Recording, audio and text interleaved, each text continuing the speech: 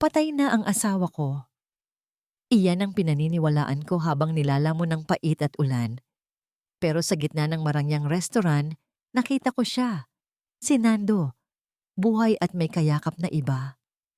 Habang tinitiis ko ang lupit ng biyenan ko, nagpapakasasa sila sa aking pawis. Akala niyo ba ay habang buhay akong tahi-tahian lang? Nagkakamali kayo. Kaya ko bang itahi ang sarili kong hustisya? Hayaan mo na ang babaeng yan, Mama. Para lang siyang lumang basahan natapos ko nang gamitin at kailangang itapon para hindi bumaho ang bahay natin.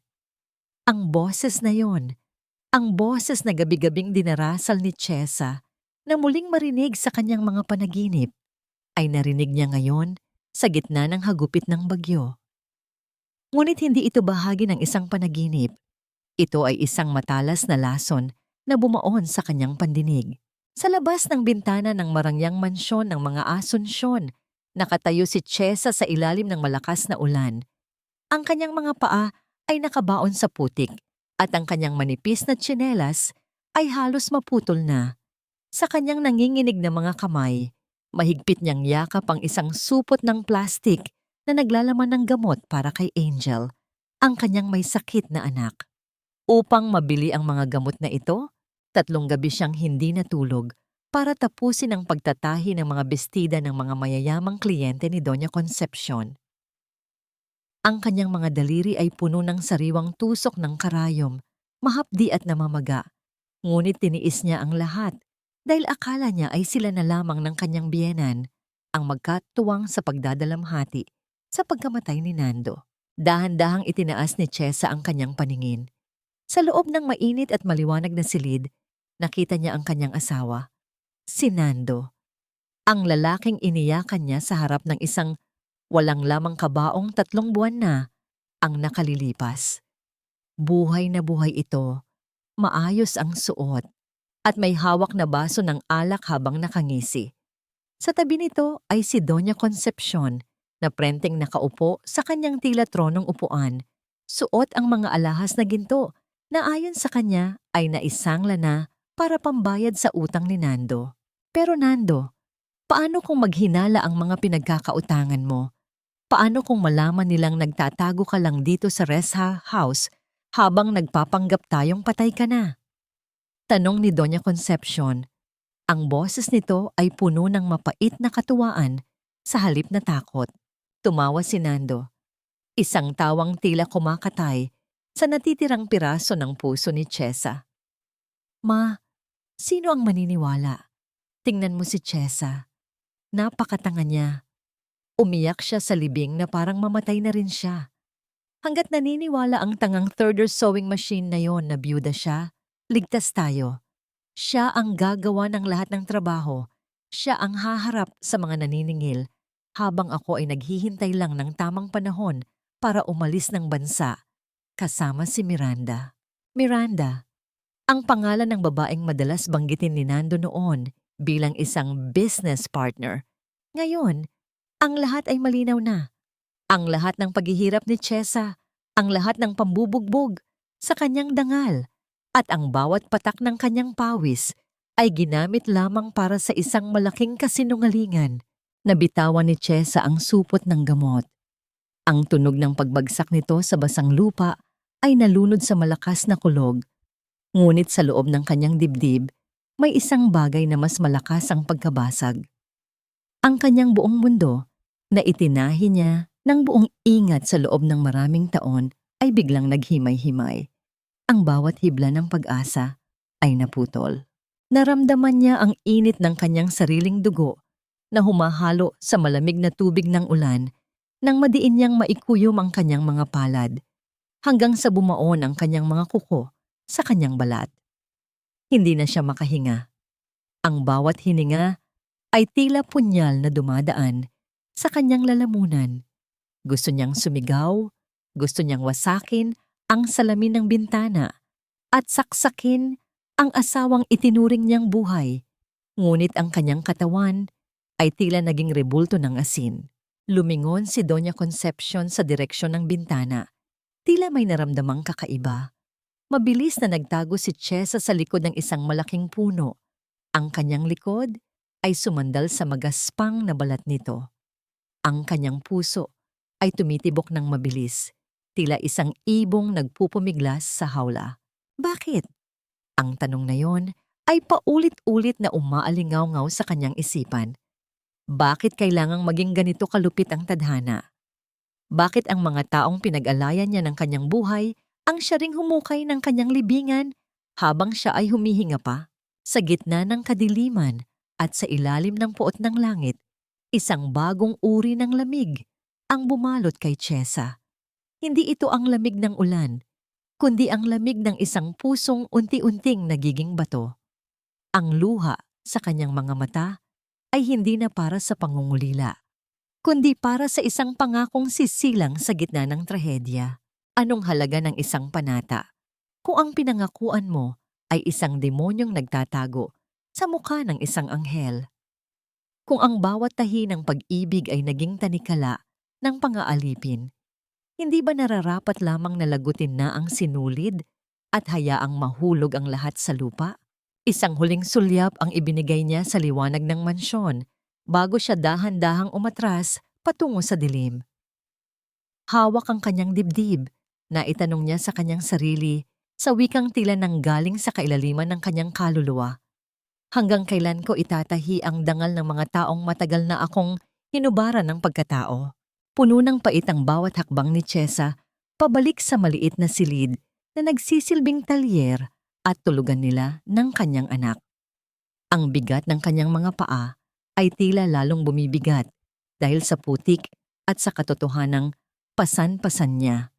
Hindi na kailangan ng anumang orasan ni Chesa dahil ang bawat kirot sa kanyang likod at ang lamig na nanunuot sa kanyang mga buto ang nagsasabi sa kanya na tapos na ang gabi at magsisimula na naman ang isang mahabang araw ng pagdurusa.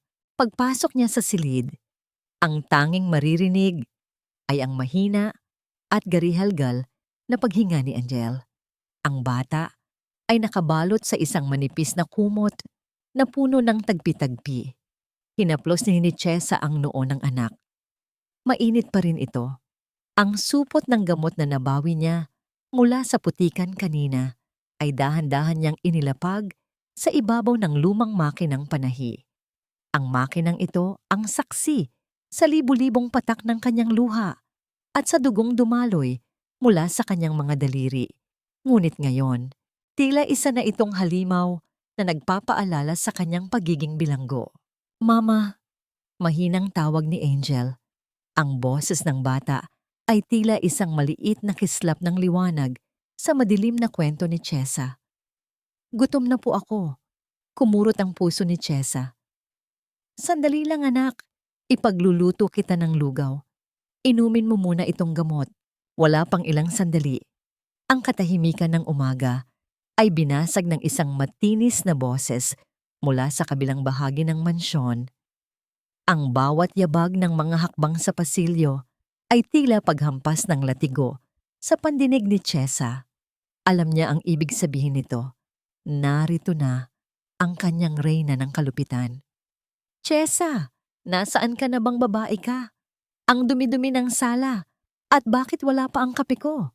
Ang sigaw ni Doña Concepcion ay umalingaw-ngaw, puno ng puot at kawalan ng pakundangan. Lumabas si Chesa mula sa bodega, bit-bit ang kanyang pagod at ang lihim na nagpapabigat sa kanyang dibdib.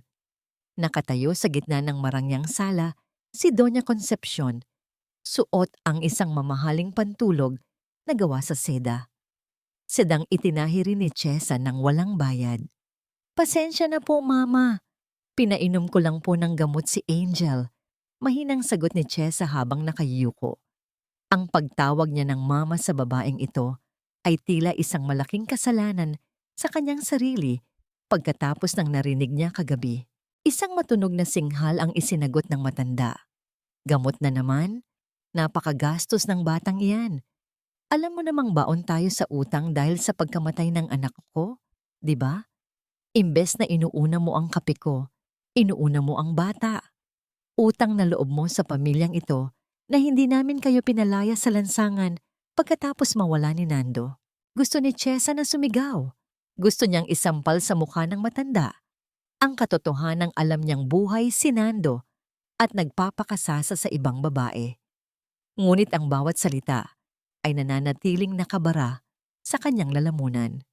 Alam niyang sa isang maling pagkilos, si Angel ang magbabayad. O heto! Wika ni Doña Concepcion sabay hagis ng isang bungkos ng telang itim sa paanan ni Chesa. Gawin mong 3 bestida yan bago matapos ang linggo. May party ang mga amigas ko sa Sabado. Kailangang magmukha akong kagalang-galang kahit nagluluksa. Pero mama, wala na po tayong bigas at kailangan ni Angel ng masustansyang pagkain. Wala akong pakialam. Maghanap ka ng paraan. Treadler ka, di ba? Yun ang silbi mo rito at huwag kang hihingi ng pera sa akin dahil natalo ako sa ibig kong sabihin dahil kulang pa ang pambayad natin sa kuryente. Mabilis na naituwid ng matanda ang kanyang dila, ngunit huli na. Narinig ni Chesa ang tunay na dahilan. Ang perang dapat ay para sa pagkain at gamot ay muling naubos sa pagsusugal ng kanyang biyenan. Bumalik si Chesa sa bodega.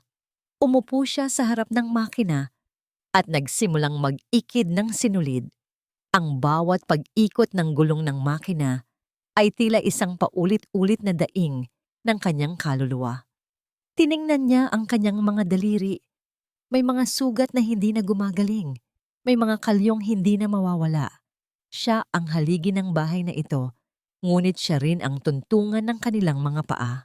Habang nagtatahi, ang bawat tusok ng karayom sa tela ay iniisip niya bilang pagtutuos sa hinaharap. Sa bawat hibla ng sinulid, hinahabi niya ang kanyang galit. Sa bawat tahi, bumubuo siya ng isang plano. Hindi na siya ang dating Chesa na umiiyak sa bawat mura. Siya na ang Chesa na nagbibilang ng utang, ngunit hindi utang na loob, kundi utang ng katarungan. Bandang tanghali, isang malakas na pagkalampag sa pintuan sa labas ang narinig.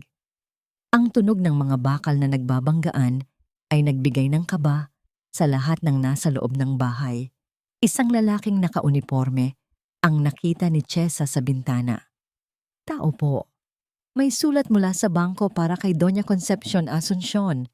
Sigaw ng lalaki. Nagmamadaling lumabas ang matanda. Tila may kinatatakutan. Ngunit bago pa man niya makuha ang sulat, nahulog ito sa sahig. Malapit sa paanan ni Chesa na noon ay nagpupunas ng sahig sa beranda.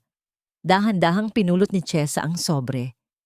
Kahit hindi pa niya binubuksan, kitang-kita ang malalaking pulang letra sa labas nito. Ang kanyang mga mata ay nanlaki habang binabasa ang mga katagang nakasulat. Final Notice of Foreclosure.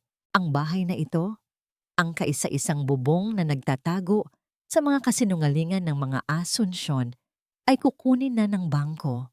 Ang lahat ng paghihirap ni Chesa, ang lahat ng perang ibinigay niya kay Doña Concepcion para raw sa pambayad ng bahay ay naglaho na parang bula sa mga sugalan. Akin na yan! Sigaw ni Doña Concepcion, sabay hablot sa sulat, ang kanyang mukha ay naging kasing puti ng papel sa takot. Tiningnan siya ni Chesa ng diretso sa mga mata. Sa unang pagkakataon, hindi yumuko ang thirder sewing machine. Saan napunta ang pera, Mama? Ang pera na 3 taon kong pinaghirapan? Wala kang pakialam. Pumasok ka sa loob. Bulyaw ng matanda. Ngunit ang panginginig ng kanyang boses ay hindi maitago. Sa sandaling iyon, naramdaman ni Chesa ang isang kakaibang pakiramdam. Hindi takot, kundi isang mapait na tagumpay. Ang pamilyang umapi sa kanya ay unti-unti nang kinakain ng sarili nilang mga anino. Ngunit ang tanong ay, saan sila pupunta ni Angel kapag nawala ang bubong na ito? At paano niya mahaharap ang bagyong paparating kung wala siyang kahit isang kusing sa kanyang bulsa? Ang bawat sentimo na itinatago ni Chesa sa loob ng isang kinakalawang na lata ng biskwit ay may katumbas na dugo at puyat. Sa ilalim ng maluwag na tabla, sa sulok ng kanyang talyer, doon niya inilalagak ang kanyang tanging pag-asa, ang perang pambili ng mas malakas na gamot para kay Angel, at ang pangarap na balang araw ay makakaalis din sila sa impyernong iyon. Ngunit sa hapong iyon, pag-angat niya sa tabla, ang tanging sumalubong sa kanya ay ang malamig na semento at ang nakabukas na takip ng lata. Wala na ang laman. Ang lahat ng pinaghirapan niya sa loob ng 6 na buwan ay naglaho. Mabilis na tumayo si Chesa. Ang kanyang puso ay tila tambol na hinahampas ng kaba.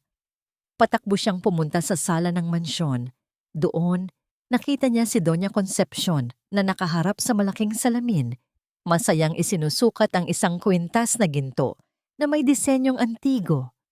Ang bawat kislap ng hiyas ay tila pangungutya sa mga matang pagod ni Chesa. "Mama, ang pera ko po." Nanginginig ang boses ni Chesa habang nakaturo sa lata na hawak na ngayon ng matanda. "Bakit niyo po kinuha?" "Para kay Angel po iyon. Pambili po ng gamot at para sa pag-aaral niya sa susunod na buwan." Lumingon si Doña Concepcion. Ang kanyang mukha ay walang bakas ng pagsisisi. Sa halip, isang mapanuring tingin ang ipinukol niya sa kanyang manugang. "Ang pera ko kamo? Chesa, nagkakamali ka. Lahat ng kinikita mo habang nakatira ka sa ilalim ng bubong ko ay pag-aari ko. Isipin mo na lang na ito ay bayad sa renta at sa pagkain ninyong mag-ina. At ang kwintas na ito, kailangan ko ito para sa pagtitipon mamaya. Hindi pwedeng magmukha akong pulubi sa harap ng mga De La Vega. Pero mama, may sakit ang bata. Nagmamakaawa po ako. Ibalik niyo po kahit kalahati lang." Hindi na bumababa ang lagnat ni Angel. Lumuhod si Chesa sa paanan ng matanda. Ang kanyang mga palad ay nakasara sa paanan ni Doña Concepcion. Ang kanyang maruming damit ay sumayad sa mamahaling alpombra, isang larawan ng matinding kaapihan. Walang pakundangan na tinabig ng matanda ang mga kamay ni Chesa. "Tumigil ka sa pag-iinarte mo. Ang batang iyan ay sadyang sakitin dahil mahina ang dugo mo. Huwag mo akong sisihin sa kapabayaan mo at huwag na huwag mong dudumihan ang sapatos ko." Humagulol si Chesa. Ang kanyang mga balikat ay nayayanig sa bawat hikbi. Ang kanyang mga kamay, na sanay humawak ng pinakamahihirap na tela, ay tila nawala ng lakas. Ang bawat tawa ni Doña Concepcion habang hinahangaan ang kanyang sarili sa salamin ay tila mga tinik na bumaon sa kaluluwa ni Chesa. Paano nagagawang unahin ng isang lola ang kanyang luho kaysa sa buhay ng sarili niyang apo? Dahan-dahang tumayo si Chesa. Ang kanyang paningin ay nanlalabo dahil sa mga luha. Ang galit at pait ay naghahalo sa kanyang dibdib na tila isang bagyong nagbabadyang sumabog. Ngunit bago pa man siya makapagsalita, isang mahina ngunit nakapangingilabot na tunog ang narinig niya mula sa bodega. Ang tunog ng isang katawang bumagsak sa sahig. "Angel!" sigaw ni Chesa. Mabilis siyang tumakbo patungo sa kanilang silid. Doon, nakita niya ang kanyang anak na nakabulagta sa tabi ng kama. Ang balat ng bata ay maputlang maputla, ngunit kapag hinawakan ay tila nagbabagang uling sa init. Ang mga mata ni Angel ay nakatirik at ang kanyang maliit na dibdib ay tila hirap na hirap sa pagkuha ng hangin.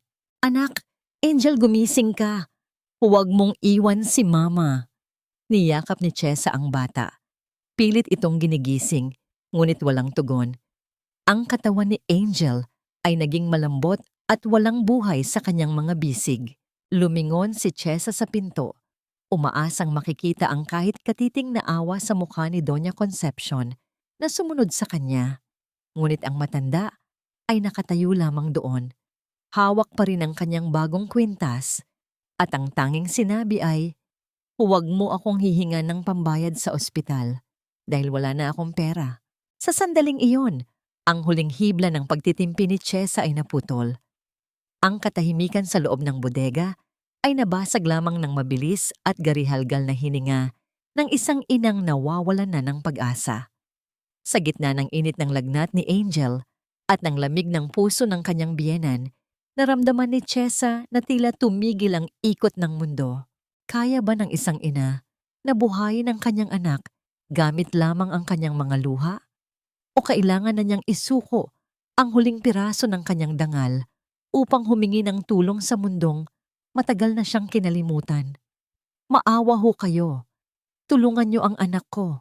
Ang boses ni Chesa ay halos pumanaw na sa hangin habang tumatakbo siya sa gitna ng kalsada, bitbit ang walang malay na katawan ni Angel.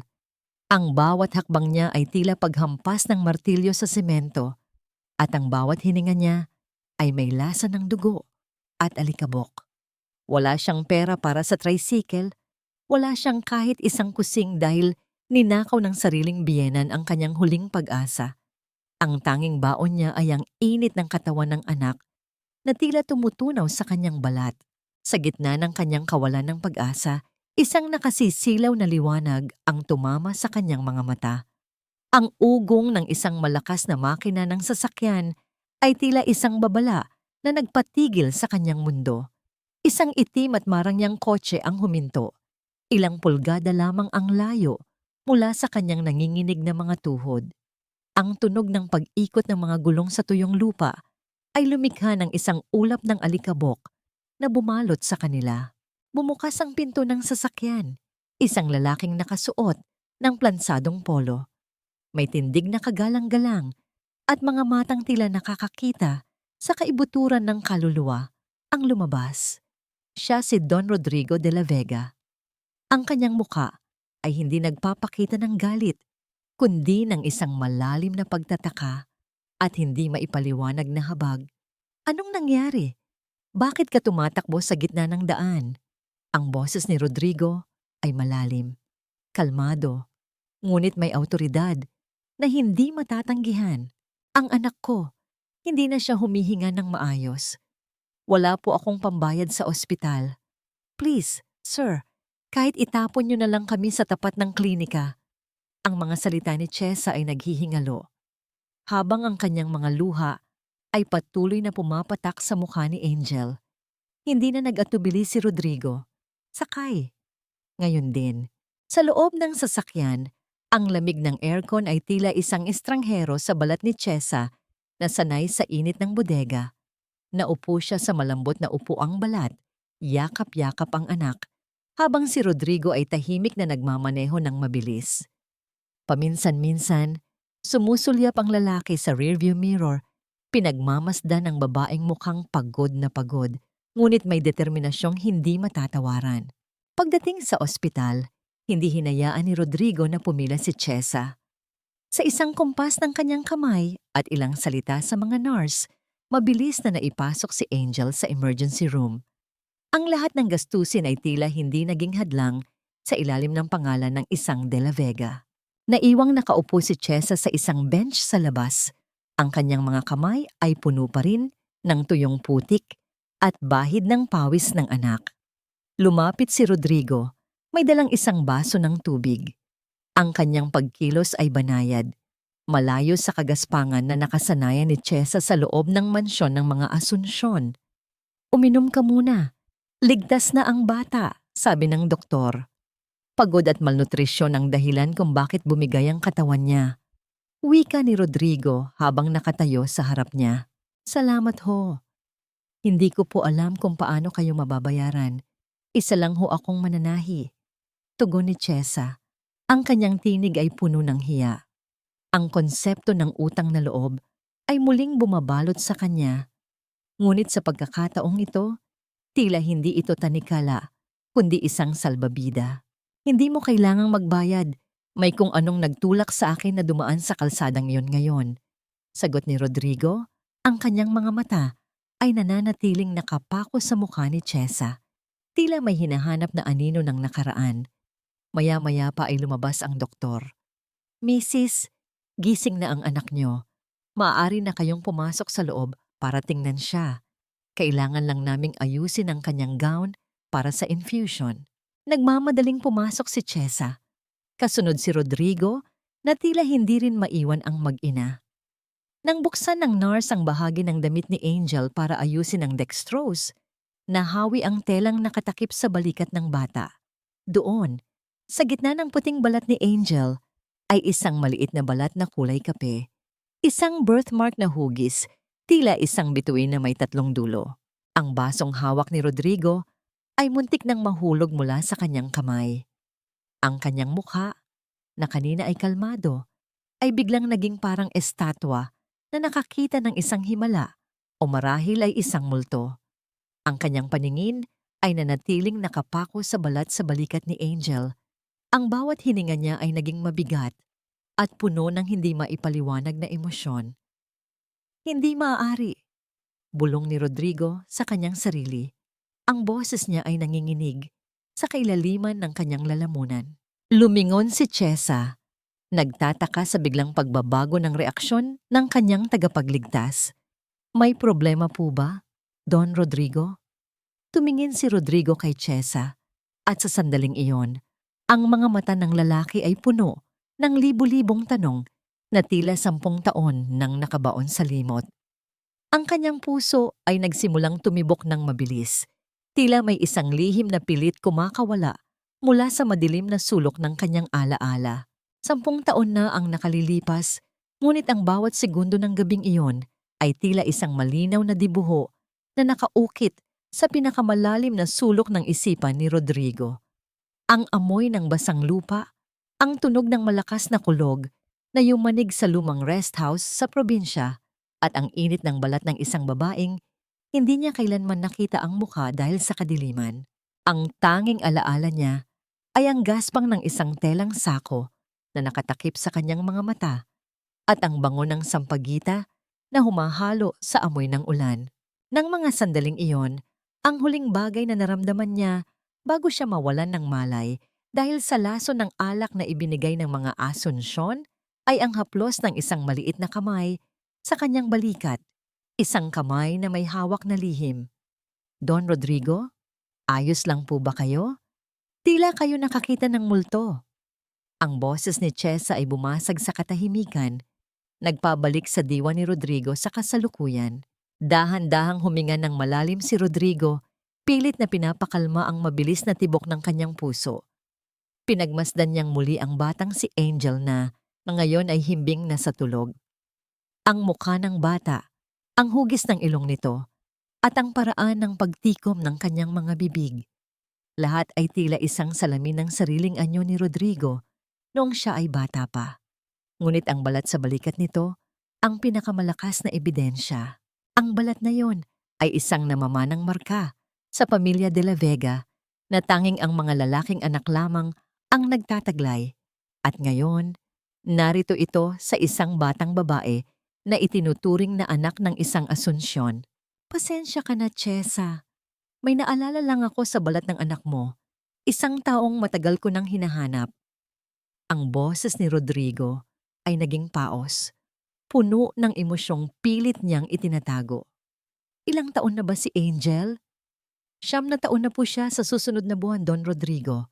Sagot ni Chesa habang inaayos ang kumot ng anak.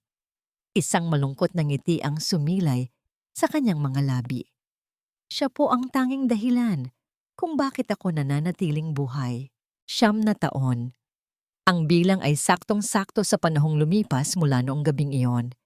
Noong panahong ang pamilya Asunsyon ay biglang yaman mula sa isang investment na hindi kailanman naipaliwanag, at si Chesa ay biglang ikinasal kay Nando sa isang mabilis at tila itinagong seremonya. Isang madilim na hinala ang nagsimulang mabuo sa isipan ni Rodrigo. Ang mga Asunsyon, ang pamilyang matagal na niyang pinagkakatiwalaan sa negosyo, ay maaaring nagtanim ng isang napakalaking kasinungalingan. Maaari kayang ang babaeng kasama niya noong gabing iyon ay walang iba kundi si Chesa? At kung gayon, ang batang ito ay hindi kay Nando. Naramdaman ni Rodrigo ang matinding galit na naglalayab sa kanyang dibdib, ngunit alam niyang kailangan niyang maging maingat.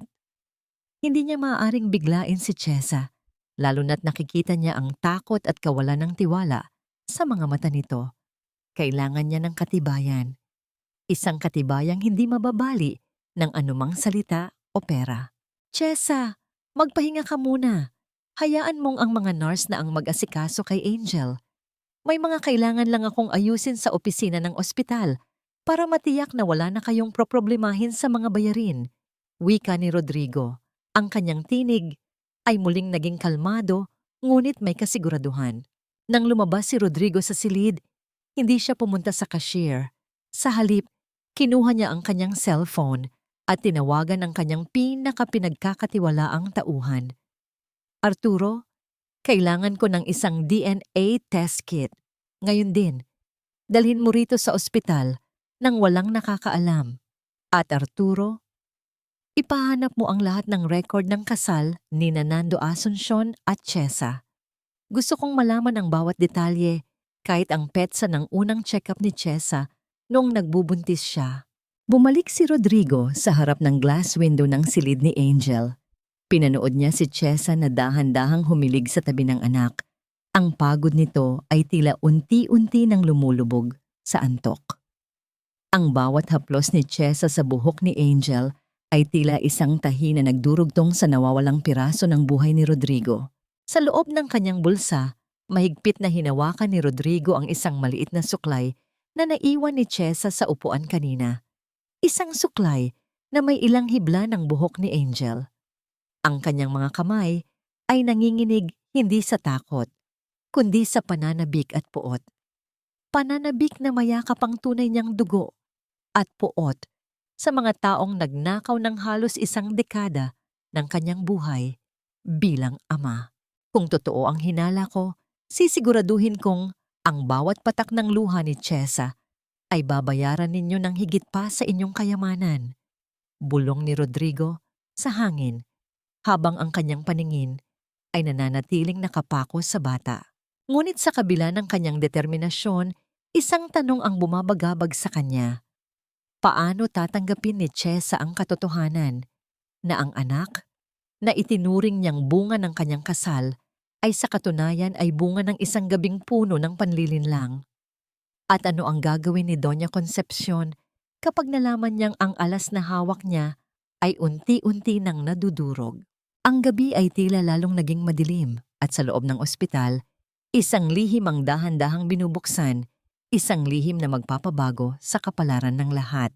Habang mahimbing ang tulog ng buong mundo sa ilalim ng kumot ng gabi, may isang aninong gumagala sa madidilim na pasilyo ng mansyon ng mga Asuncion. Ang tunog ng dahan-dahang pag-ikot ng doorknob sa pintuan sa likod ay halos hindi narinig. Tila isang mahinang buntong hininga ng hangin. Isang lalaking nakasuot ng itim na jacket at nakatakip ang mukha ng banet ang pumasok. Ang kanyang mga mata ay nagniningning sa kasakiman habang iginagala ang paningin sa mga gamit na dati ay sa kanya. Si Nando, ang lalaking dapat ay nakalibing na sa ilalim ng lupa, ay narito ngayon, humihinga at naglalakad sa bahay na kanyang tinalikuran. Nando, ano ba? Papatayin mo ba ako sa gulat? Pabulong na sigaw ni Doña Concepcion habang lumalabas mula sa kanyang silid. Ang kanyang boses ay nanginginig sa takot na baka may makarinig, ngunit may kasama ring inis. Ma, kailangan ko ng pera. Ngayon din, nagmamadali si Miranda. Kailangan na naming umalis papuntang probinsya bago pa may makakilala sa akin dito sa Maynila. Wika ni Nando, ang kanyang boses ay magaspang at walang bakas ng pag-aalala para sa kanyang asawa at anak. Wala na akong maibibigay sa iyo. Ang bahay na ito ay kukunin na ng bangko at ang huling pera ni Chesa ay naibili ko na ng kwintas para hindi tayo magmukhang kawawa. Bakit ba hindi ka makapaghintay? Reklamo ng matanda habang pilit na itinatago ang kanyang mga alahas sa likod ng kanyang likuran. Wala akong pakialam sa bahay na ihintay ito. Ibigay mo sa akin ang kwintas na yan. Isasangla ko yan para sa pocket money namin ni Miranda. Lumapit si Nando sa kanyang ina. Ang kanyang mga kilos ay puno ng agresyon. Sa sandaling iyon, ang maskara ng isang mapagmahal na anak ay tuluyan ng natanggal, naiwan ang isang sakim na lalaking handang magnakaw kahit sa sariling magulang. Sa kabilang dako, si Chesa ay dahan-dahang naglalakad papasok sa bakuran.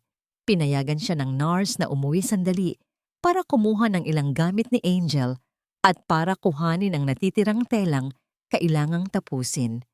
Ang kanyang puso ay punong-puno ng pag-asa dahil sa kabutihan ni Don Rodrigo. Ngunit ang pag-asang iyon ay biglang napalitan ng kaba nang makita niyang bukas ang pinto sa likod. Dahan-dahan siyang pumasok. Ang bawat yabag ng kanyang paa sa sahig na kahoy ay tila isang babala. Naamoy niya ang isang pamilyar na amoy, ang amoy ng murang sigarilyo na madalas gamitin ni Nando. Ang kanyang hininga ay tumigil. Nando! Bulong niya sa dilim. Biglang bumukas ang ilaw sa sala. Nagulat si Nando at Doña Concepcion sa pagdating ni Chesa. Ang tatlo ay nanatiling estatwa sa gitna ng silid. Ang tanging maririnig ay ang mabilis na paghinga ng bawat isa.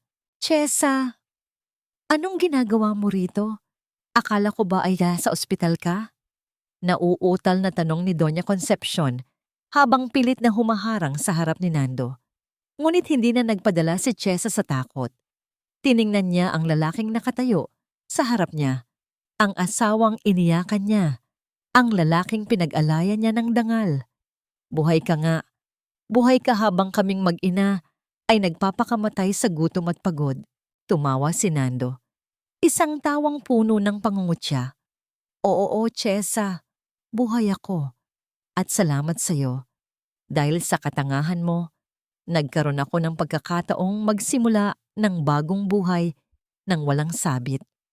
Pero dahil nandito ka na rin lang, ibigay mo sa akin ang anumang halaga na itinago mo pa. Wala na akong pera, Nando.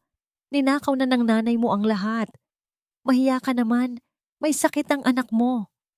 Sigaw ni Chesa, ang kanyang tinig ay puno ng puot na 10 taon niyang kinimkim. Anak ko? Sigurado ka bang sa akin ang batang iyan? Asar ni Nando habang humahakbang palapit kay Chesa. Sa tingin mo ba ay hindi ko alam ang ginawa ni na mama noon sa rest house? Na ibinenta kanila sa isang mayamang lalaki para lang magkaroon tayo ng puhunan? Baka nga pasalamat ka pa at pinakasalan kita kahit alam kong amoy lalaki ka na. Isang malakas na sampal ang dumapo sa mukha ni Nando. Ang tunog ng palad ni Chesa na tumama sa pisngi ng lalaki ay umalingaw-ngaw sa buong sala. Tila isang deklarasyon ng digmaan. Wala kang karapatang pagsalitaan ako ng ganyan. Nanginginig ang buong katawan ni Chesa. Dahil sa galit, hinablot ni Nando ang braso ni Chesa at itinulak ito ng malakas patungo sa pader. Ang likod ni Chesa ay tumama sa matigas na semento, nagdulot ng isang matinding kirot na tila bumasag sa kanyang mga buto. Hindi pa nasiyahan, dinukot ni Nando ang isang baril mula sa kanyang likuran. Isang panakot na kinuha niya sa kanyang mga kasamahang kriminal. Huwag mong susubukan ang pasensya ko, Chesa. Ibigay mo ang pera kung ayaw mong sumunod sa libingan na akala mo ay kinalalagyan ko. Sigaw ni Nando habang itinututok ang dulo ng baril sa noo ni Chesa. Nando, huwag. Baka may makarinig. Pagmamakaawa ni Doña Concepcion, ngunit huli na. Sa gitna ng kaguluhan, isang malakas na tunog ng pagputok ang yumanig sa loob ng mansyon. Ang bala ay tumama sa isang malaking florera sa tabi ni Chesa, naging dahilanan upang magsabog ang libu-libong piraso ng porselana sa sahig. Ang usok mula sa baril ay dahan-dahang kukumalat sa hangin, kasabay ng matinding katahimikan na tila humigop sa lahat ng tunog sa paligid. Napasandal si Chesa sa pader. Ang kanyang mga mata ay nananatiling nakadilat sa gulat, habang ang isang maliit na hiwa sa kanyang pisngi mula sa tumalsik na piraso ng florera ay nagsimulang maglabas ng dugo. Sa susunod, hindi na florera ang tatamaan ko. Banta ni Nando bago mabilis na tumakbo palabas ng pinto. Bit-bit ang kwintas na kinuha niya mula sa leeg ng kanyang ina. Naiwang nakaluhod si Chesa sa sahig. Ang kanyang mga kamay ay nakabaon sa mga basag na piraso ng porselana. Ang bawat sugat sa kanyang balat ay tila hindi niya nararamdaman dahil ang tanging nararamdaman niya ay ang malamig na haplos ng kamatayan na muntik na niyang malasap. Sino ang lalaking bumaril sa kanya? Ang asawang minahal niya o ang halimaw na nilikha ng kasakiman? At paano niya babalikan muli ang kanyang anak sa ospital kung ang bawat sulok ng kanyang buhay ay puno na ng panganib at lihim? Ang bawat tibok ng puso ni Chesa ay tila isang marahas na paghampas sa kanyang dibdib habang mabilis siyang naglalakad pabalik sa ospital. Ang sugat sa kanyang pisngi ay tuyo na, ngunit ang hapdi nito ay tila isang paalala ng baril na itinutok sa kanya ng sariling asawa. Ang bam sa kanyang braso mula sa pagkakatulak ni Nando ay unti-unti nang nagiging kulay ube, isang marka ng kataksilan na hindi kailanman mabubura ng anumang sabon. Sa gitna ng liwanag ng hallway ng ospital, nakita niya si Don Rodrigo na nakatayo sa tapat ng silid ni Angel. Ang tindig nito ay tila isang matatag na pader sa gitna ng bagyo. Nang makita ni Rodrigo ang kalagayan ni Chesa, ang gulugulong buhok, ang punit na laylayan ng damit, at ang bahid ng dugo sa pisngi, ang kanyang mga kamao ay automatikong nagtagis. Chesa, anong nangyari sa'yo? Ang boses ni Rodrigo ay mababa, ngunit ramdam ang naglalayab na galit sa ilalim nito. Hindi nakasagot si Chesa. Ang kanyang mga tuhod ay biglang nanghina. Ang lahat ng tapang na ipinakita niya sa harap ni Nando ay biglang naglaho na parang usok. Bago pa man siya tuluyang bumagsak sa sahig, naramdaman niya ang malalakas at mainit na mga bisig ni Rodrigo na sumalo sa kanya. Ang bango ng lalaki, amoy ng mamahaling kahoy at malinis na hangin ay tila isang gamot na nagpatahimik sa nanginginig niyang kalamnan. Dalhin niyo siya sa kabilang kwarto. Tawagan ang doktor. Ngayon din. Utos ni Rodrigo sa mga nurse.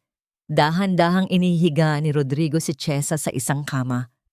Kumuha siya ng malinis na bulak at dahan-dahang pinunasan ng dugo sa mukha ng babae. Ang bawat kilos niya ay puno ng ingat. Tila ba hawak niya ang pinakamahalagang piraso ng porselana sa mundo. Sa sandaling iyon, ang distansya ng kanilang mga mukha ay sapat na upang maramdaman ni Chesa ang mainit na hininga ni Rodrigo. Huwag kang matakot. Nandito na ako. Walang sino man ang makakasakit sa iyo muli. Bulong ni Rodrigo habang nakatingin ng diretso sa mga mata ni Chesa. Habang nagpapahinga si Chesa, lumabas si Rodrigo upang kausapin ang kanyang tauhang si Arturo. Arturo, nakuha mo na ba ang kailangan ko? Opo, Don Rodrigo. Ang foreclosure notice mula sa bangko para sa mansyon ng mga Asunsyon ay nabili na natin. Sa madaling salita, kayo na po ang may-ari ng bahay na tinitirhan nila. At tungkol naman sa mga utang ni Nando, sa mga ilegal na nagpapautang, binayaran na rin natin ang lahat para makuha ang mga orihinal na titulo ng kanilang natitirang lupain. Ulat ni Arturo. Isang mapait na ngiti ang sumilay sa mga labi ni Rodrigo. Mabuti. Gusto kong malaman ni Doña Concepcion na ang bawat pagkain na isinusubo niya, ang bawat hibla ng damit na isinusuot niya, ay pag-aari ko na. Pero huwag mo munang sabihin sa kanila kung sino ang nasa likod nito. Hayaan nating mamatay sila sa takot at pagtataka.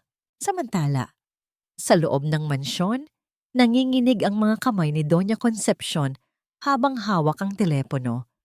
Isang tawag mula sa bangko ang nagsabing ang foreclosure ay nakahold na dahil may isang misteryosong kumpanya na nagbayad ng lahat ng kanilang balanse. Sino? Sinong magbabayad ng milyon-milyong utang natin? Tanong ng matanda sa kawalan. Ngunit sa halip na gumaan ang kanyang loob, isang matinding kaba ang bumalot sa kanya. Alam niyang sa mundo ng mga mayayaman, walang ibinibigay ng libre. Ang biyayang ito ay tila isang pain sa isang bitag na hindi niya makita. Bumalik si Rodrigo sa silid ni Chesa, bitbit ang isang maliit na sobre. Nakita niyang gising na ang babae at nakaupo sa gilid ng kama. Chesa, heto ang mga gamot ni Angel para sa buong buwan. At huwag mo nang isipin ang bill sa ospital. Bayad na ang lahat. Wika ni Rodrigo habang iniaabot ang resibo na may tatak na zero balance. Don Rodrigo, bakit pangit? Bakit niyo po ginagawa ang lahat ng ito para sa amin? Hindi ko po alam kung paano kayo mababayaran. Maluhaluhang tanong ni Chesa. Ang bigat ng utang na loob ay tila muling dumadagan sa kanya. Lumapit si Rodrigo at dahan-dahang hinawakan ang kamay ni Chesa. Ang init ng palad ng lalaki ay tila nagbigay ng kuryente sa buong katawan ng babae. Hindi mo kailangang magbayad, Chesa. Gawin mo na lang itong utang sa tadhana. Darating ang araw na mauunawaan mo rin kung bakit. Ngunit sa likod ng mga mabulaklak na salita ni Rodrigo, may isang lihim na hindi pa niya masabi. Hawak na ni Arturo ang resulta ng DNA test at sa loob ng ilang minuto, malalaman na ni Rodrigo kung si Angel nga ay ang batang nawawala sa kanyang buhay. Habang naglalakad si Chesa patungo sa cashier para kumpirmahin ang lahat, narinig niya ang dalawang nurse na nag-uusap sa gilid. Grabe ang swerte naman ng babaeng yan. Akalain mo, ang pinakamayamang De La Vega pa ang nag-asikaso sa bill ng anak niya? Pero narinig mo ba? Sabi ng head nurse, hindi lang bill ang binayaran. Pati raw ang records ng panganganak ng babaeng yan ay ipinakuha ni Don Rodrigo. Natigilan si Chesa. Ang kanyang puso ay tila tumigil sa pagtibok. Bakit kailangan ni Don Rodrigo ang kanyang birth records?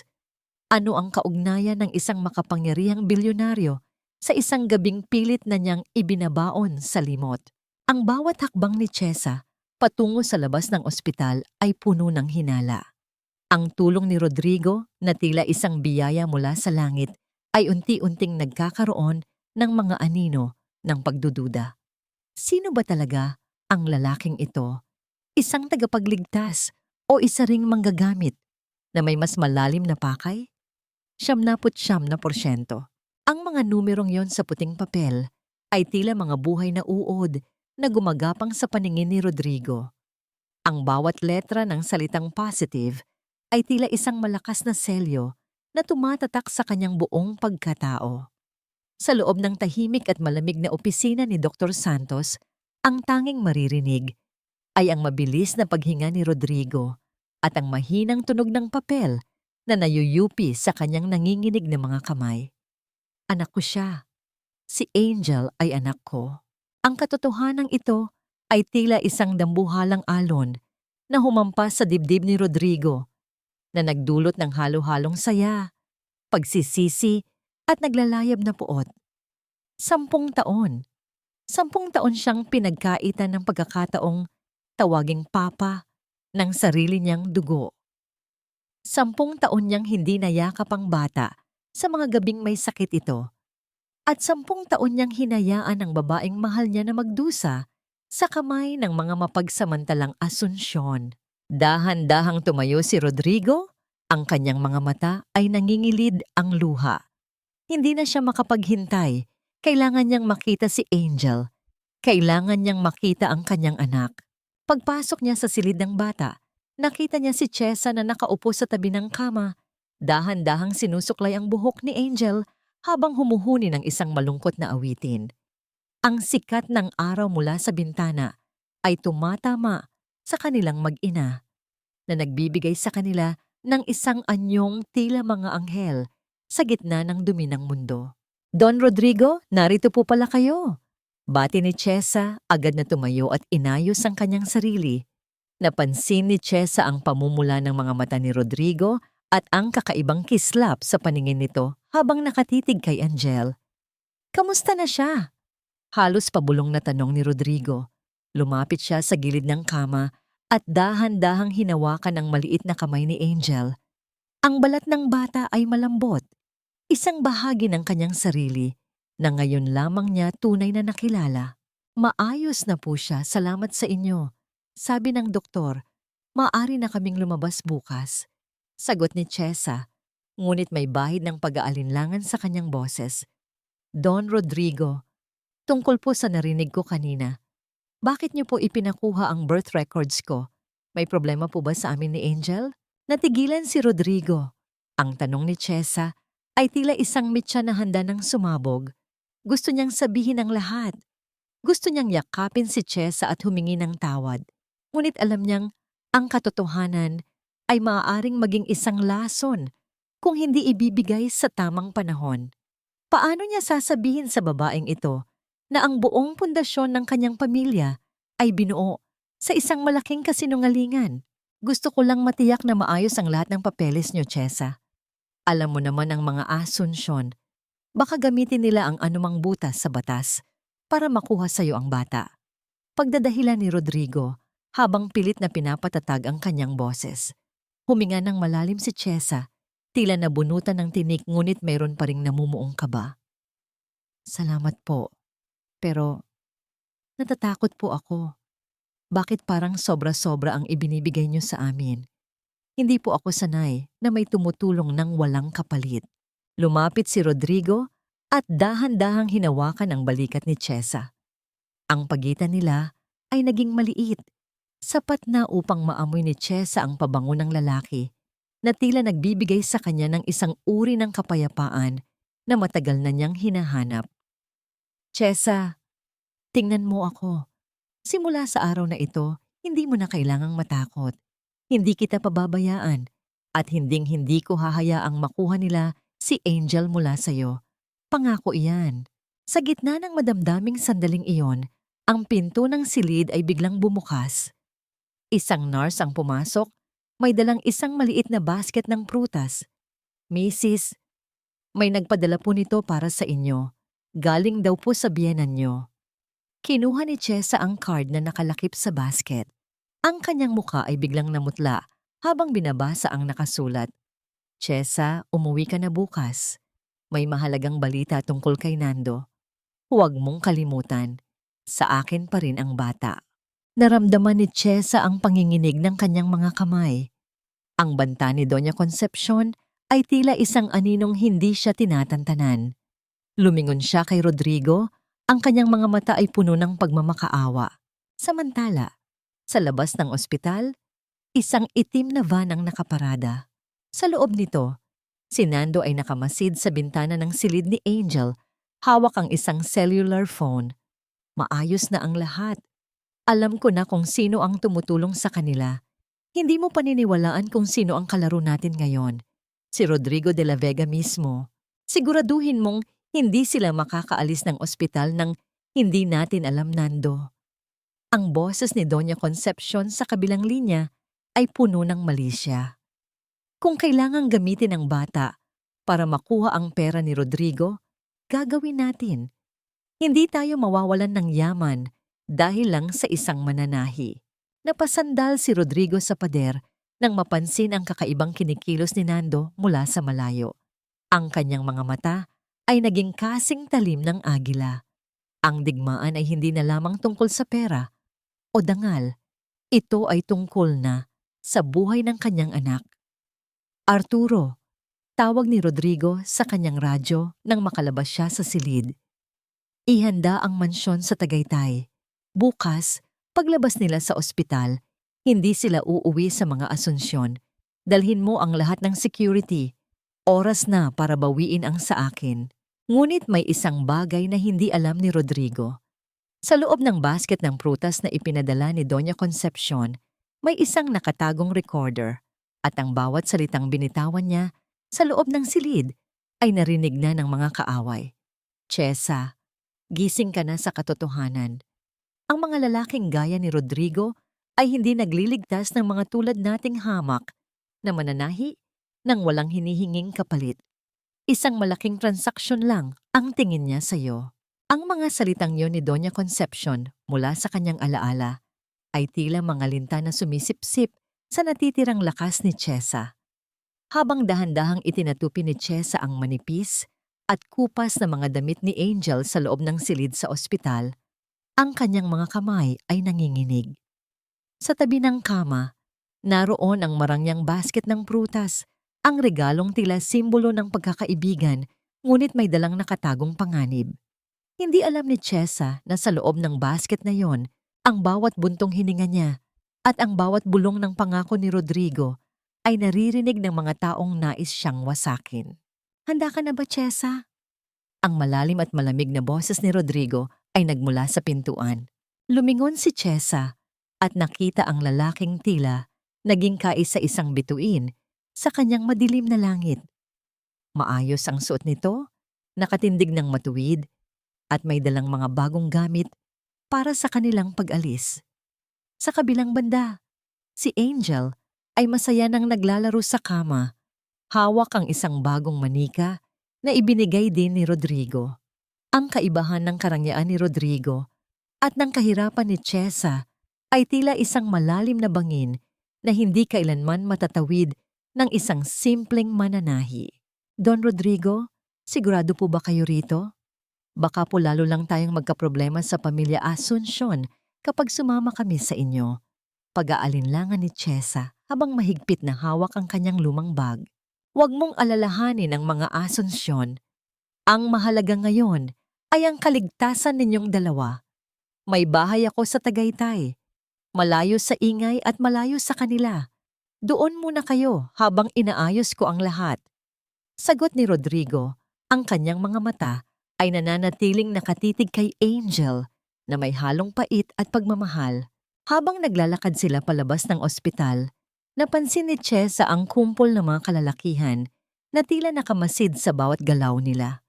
Ang bawat hakbang patungo sa naghihintay na itim na sasakyan ay tila isang pagtakas mula sa isang kulungan patungo sa isa pa. Nang sumakay na sila, narinig ni Chesa ang mahinang tunog ng pag-lock ng mga pinto ng sasakyan. Isang tunog na nagbigay sa kanya ng panandaliang kapanatagan, ngunit may kasamang kakaibang kaba. Sa loob ng sasakyan, habang binabagtas nila ang daan paakyat ng bundok, hindi mapigilan ni Rodrigo ang mapatingin sa rearview mirror. Alam niyang may sumusunod sa kanila. Alam niyang si Nando ay hindi basta-basta susuko, lalo na't nalaman na nito ang tunay niyang pagkatao. Chesa, may itatanong ako sa'yo, wika ni Rodrigo habang nakatingin sa malayo. Noong gabing iyon sa rest house sa probinsya, noong panahong bago kayo ikasal ni Nando, ano ang huling natatandaan mo? Nabitiwan ni Chesa ang kanyang bag. Ang kanyang mukha ay biglang nawala ng kulay at ang kanyang mga mata ay napuno ng takot. Ang gabing iyon ang pinakamadilim na bahagi ng kanyang buhay. Ang gabing akala niya ay ginalaw siya ng isang estranghero sa utos ni Doña Concepcion upang magkaroon ng pambayad sa utang ang pamilya. Bakit niyo po tinatanong yan, Don Rodrigo? Ayaw ko na pong balikan ang alaalang iyon. Masakit po. Napakasakit. Ang boses ni Chesa ay naging isang pabulong na daing, puno ng kahihiyan at pait. Dahil ang gabing iyon ang simula ng lahat, Chesa. Ang gabing iyon ang dahilan kung bakit narito tayo ngayon. Sagot ni Rodrigo, ang kanyang boses ay nanginginig sa matinding emosyon. Biglang tumunog ang cellphone ni Chesa sa loob ng kanyang bag. Sa screen, lumitaw ang pangalan ni Nando. Nanginginig ang kamay ni Chesa habang sinasagot ang tawag. Chesa, akala mo ba ay makakatakas kayo? Tingnan mo ang likuran nyo. Isang maling galaw ng asawa-asawahan mong si Rodrigo at sabay-sabay kayong sasabog sa kalsadang yan. Ang boses ni Nando ay puno ng malisya at tawa ng isang baliw. Napatingin si Chesa sa bintana sa likod. Isang itim na van ang mabilis na sumusunod sa kanila. Tila isang anino ng kamatayan na hindi mapuksa. Lumingon si Chesa kay Rodrigo. Ang kanyang mga mata ay punong-puno ng luha at takot para sa buhay ng kanyang anak. Don Rodrigo, may baril sila. May kasunod tayo. Sigaw ni Chesa. Hindi kumibo si Rodrigo. Ang kanyang mga kamay ay mahigpit na nakakapit sa manibela. Ang kanyang mga panga ay nagtagis. Sa gitna ng mabilis na takbo ng sasakyan sa gilid ng bangin, naramdaman ni Chesa ang isang matinding katotohanang sumampal sa kanya. Hindi lang pala ang nakaraan ang humahabol sa kanya, kundi pati ang kamatayan mismo. Ano ang gagawin ni Rodrigo upang iligtas ang mag-ina? At paano tatanggapin ni Chesa kung sa gitna ng panganib na ito ay malaman niyang ang lalaking nagliligtas sa kanya ang siya ring dahilan ng kanyang pinakamalaking kahihiyan? 10 taon na ang nakalilipas. Mamatay na kayo sa takot, Chesa. Sa tingin mo ba ay hahayaan kitang mabuhay pagkatapos mong nakawin ang atensyon ng isang De La Vega? Isang basurang gaya mo, hindi nararapat sa kahit anong liwanag. Ang boses ni Doña Concepcion mula sa kabilang linya ng telepono ay tila isang kumpas ng kamatayan. Habang humaharurot ang sasakyan ni Rodrigo sa palikulikong daan ng Tagaytay, ang bawat salita ng matanda ay tila mga tulis na pako na ibinabaon sa bungo ni Chesa. Sa gitna ng panganib, ang tanging iniisip ni Chesa ay ang kaligtasan ni Angel. Niyakap niya ng mahigpit ang anak. Pilit na itinatago ang mukha nito sa kanyang dibdib upang hindi makita ng bata ang nagngangalit na itim na van na sumusunod sa kanila. Ang tunog ng mga gulong na kumakapit sa mainit na aspalto ay tila isang iyak ng humihingi ng saklolo sa gitna ng katahimikan ng kabundukan. Sa bawat paglihis ni Rodrigo, ang katawan ni Chesa ay humahampas sa pinto ng sasakyan, ngunit hindi niya nararamdaman ang sakit. Ang tanging nararamdaman niya ay ang mabilis at nanginginig na hininga ni Angel na tumatama sa kanyang leeg. Rodrigo, maawa ka. Ang anak ko, baka mahulog tayo. Sigaw ni Chesa, ang kanyang mga mata ay nanlalabo na dahil sa pinaghalong luha at takot. Kumapit ka lang, Chesa. Hindi ko kayo pababayaan. Ang boses ni Rodrigo ay puno ng determinasyon, ngunit ang kanyang mga panga ay mahigpit na nagtatagis. Ang kanyang mga kamay sa manibela ay tila naging bahagi na ng makina. Pilit na nilalabanan ang bawat pagtangkang banggain sila ng van ni Nando mula sa likuran. Isang malakas na pagtama ang naramdaman nila. Ang likurang bahagi ng sasakyan ni Rodrigo ay nayupi. Nagdulot ng isang marahas na pag-uga na tila isang maliit na lindol sa loob ng kotse. Ang tunog ng pagkayod ng bakal sa bakal ay lumikha ng mga kislap ng apoy na sandaling nagliwanag sa dilim ng gabi. Napasigaw si Chesa hindi para sa sarili, kundi dahil sa takot na baka tumalsik si Angel. Hayop ka, Nando!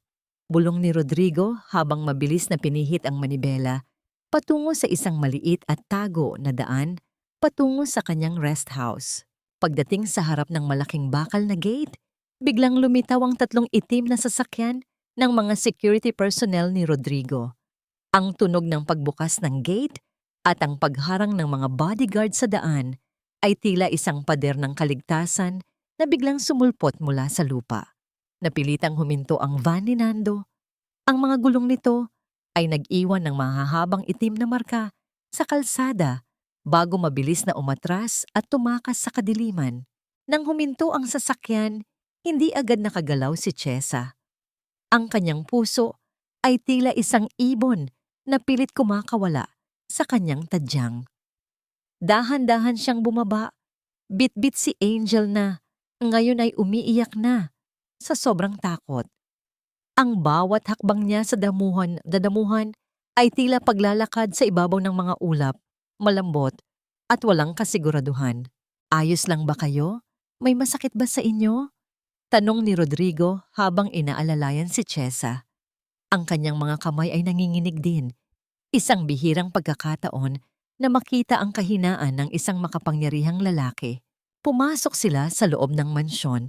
Ang init ng fireplace ay tila isang malaking yakap na nagpatahimik sa nanginginig na kalamnan ni Chesa.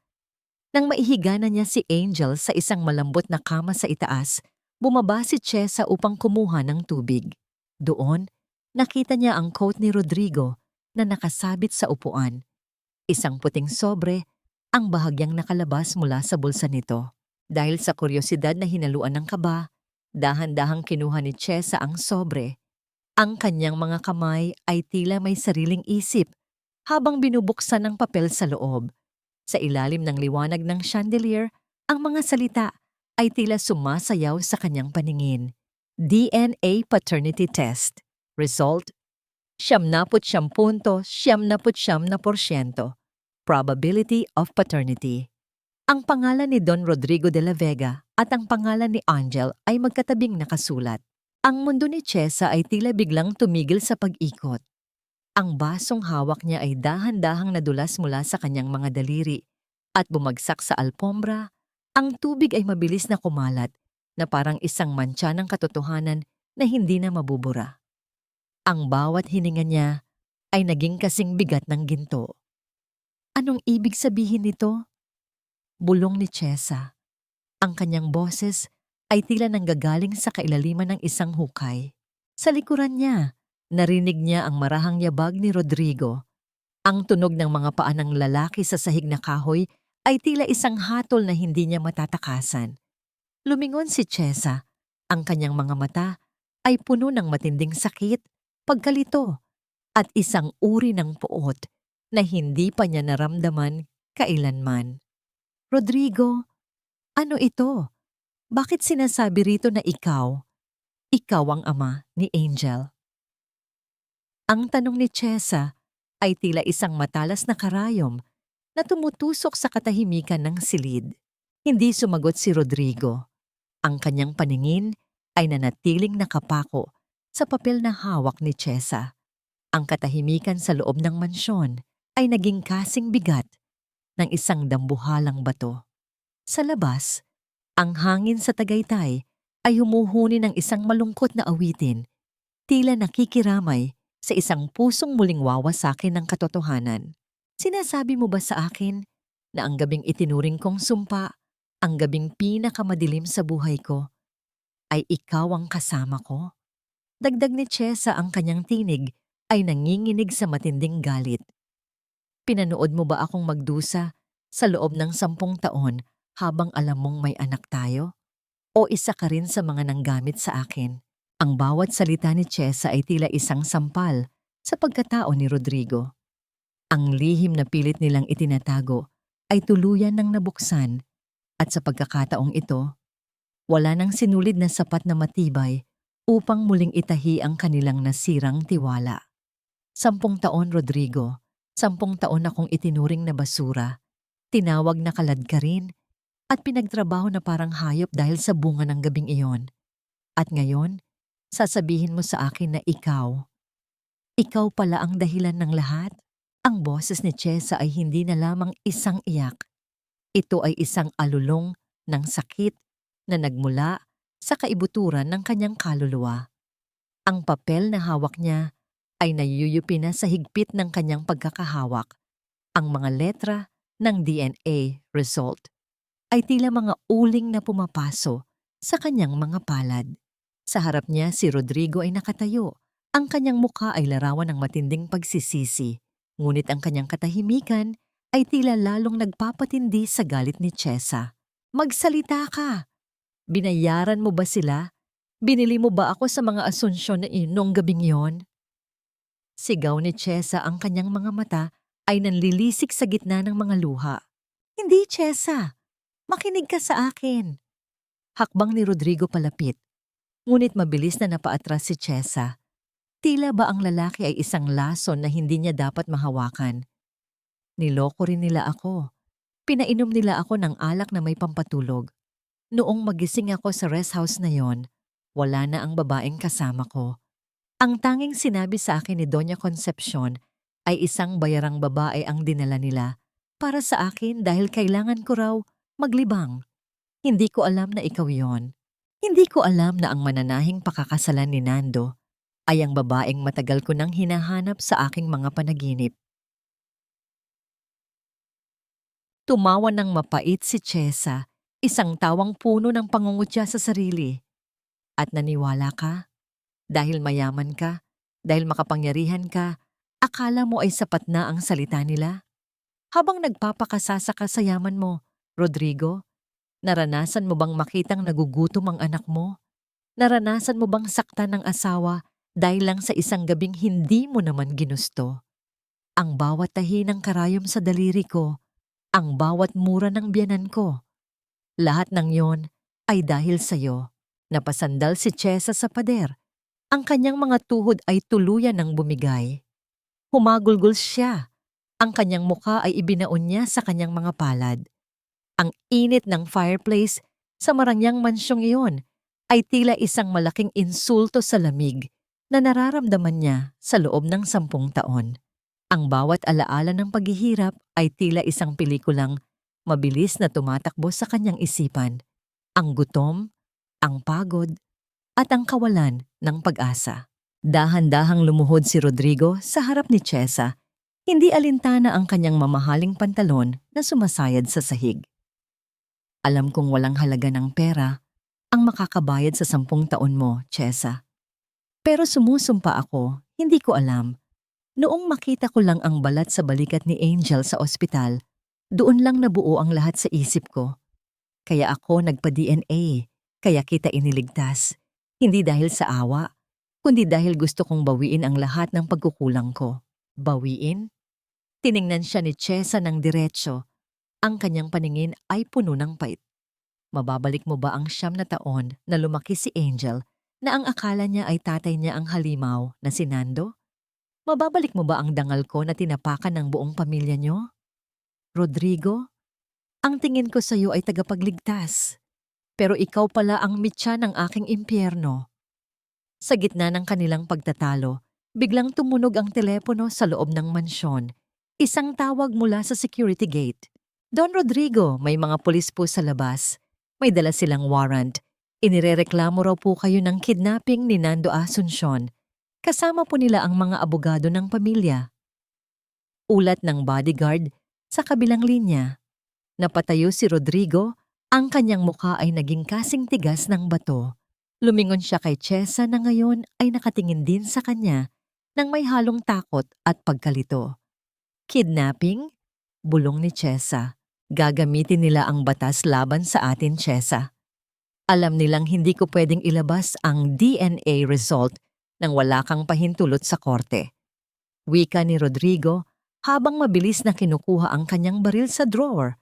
Ngunit hindi para pumatay, kundi para protektahan ang kaisa-isang bagay na mahalaga sa kanya. Huwag kang lalabas ng silid na ito. Arturo, ihanda ang lahat ng ebidensya laban kay Nando tungkol sa pagpapanggap niyang patay. Oras na para tapusin ang palabas na ito. Ngunit bago pa man makakilos si Rodrigo, narinig nila ang malakas na pagkalampag sa pintuan sa ibaba. Ang tunog ng pagkasira ng kahoy at ang sigaw ng mga lalaking nagpapakilalang otoridad ay umalingaw-ngaw sa buong mansyon. Sa gitna ng kaguluhan, nakita ni Chesa sa bintana ang anino ni Nando. Nakatayo sa labas ng gate, may hawak na sigarilyo at nakangisi.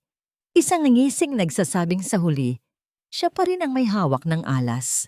Niyakap ni Chesa ang kanyang sarili habang naririnig ang mga yabag ng mga paang paakyat sa hagdan. Ang kanyang mundo na akala niya ay ligtas na sa ilalim ng pakpak ni Rodrigo ay muling gumuho sa isang mas malalim at mas madilim na bangin. Sino ang paniniwalaan ng batas? Ang isang mayamang bilyonaryo na may itinatagong lihim o ang legal na asawa na nagbabalik mula sa kamatayan upang bawiin ang kanyang pamilya? At si Angel, paano protektahan ni Chesa ang kanyang anak kung siya mismo ay nakakulong sa pagitan ng 2 lalaking sumira sa kanyang buhay? Buksan niyo ang pintong ito. In the name of the law. May dala kaming warrant para sa pag-aresto kay Rodrigo de la Vega. Ang sigaw na yon mula sa labas ng mansyon ay tila pagtunog ng isang kampana ng kamatayan. Ang bawat salita ay may dalang bigat ng batas. Ngunit para kay Chesa, ito ay tunog ng muling pagkagapos. Sa gitna ng dilim, nakita niya ang mga asul at pulang liwanag mula sa sasakyan ng pulis na tumatama sa mga dambuhalang puno ng pino sa labas. Tila mga mapanuring mata na walang pinalalagpas. Dahan-dahang bumukas ang malaking pintong kahoy. Pumasok ang mga otoridad. Kasunod ang isang lalaking pilit na nag-aayos ng kanyang mukha upang magmukhang biktima. Si Nando. Sa tabi niya ay si Doña Concepcion na may hawak na panyo at pilit na naglalabas ng mga luhang kasing peke ng kanyang mga alahas. Nasaan ang anak ko? Nasaan si Chesa? Rodrigo, ikaw na hayop ka. Ibalik mo sa akin ang pamilya ko.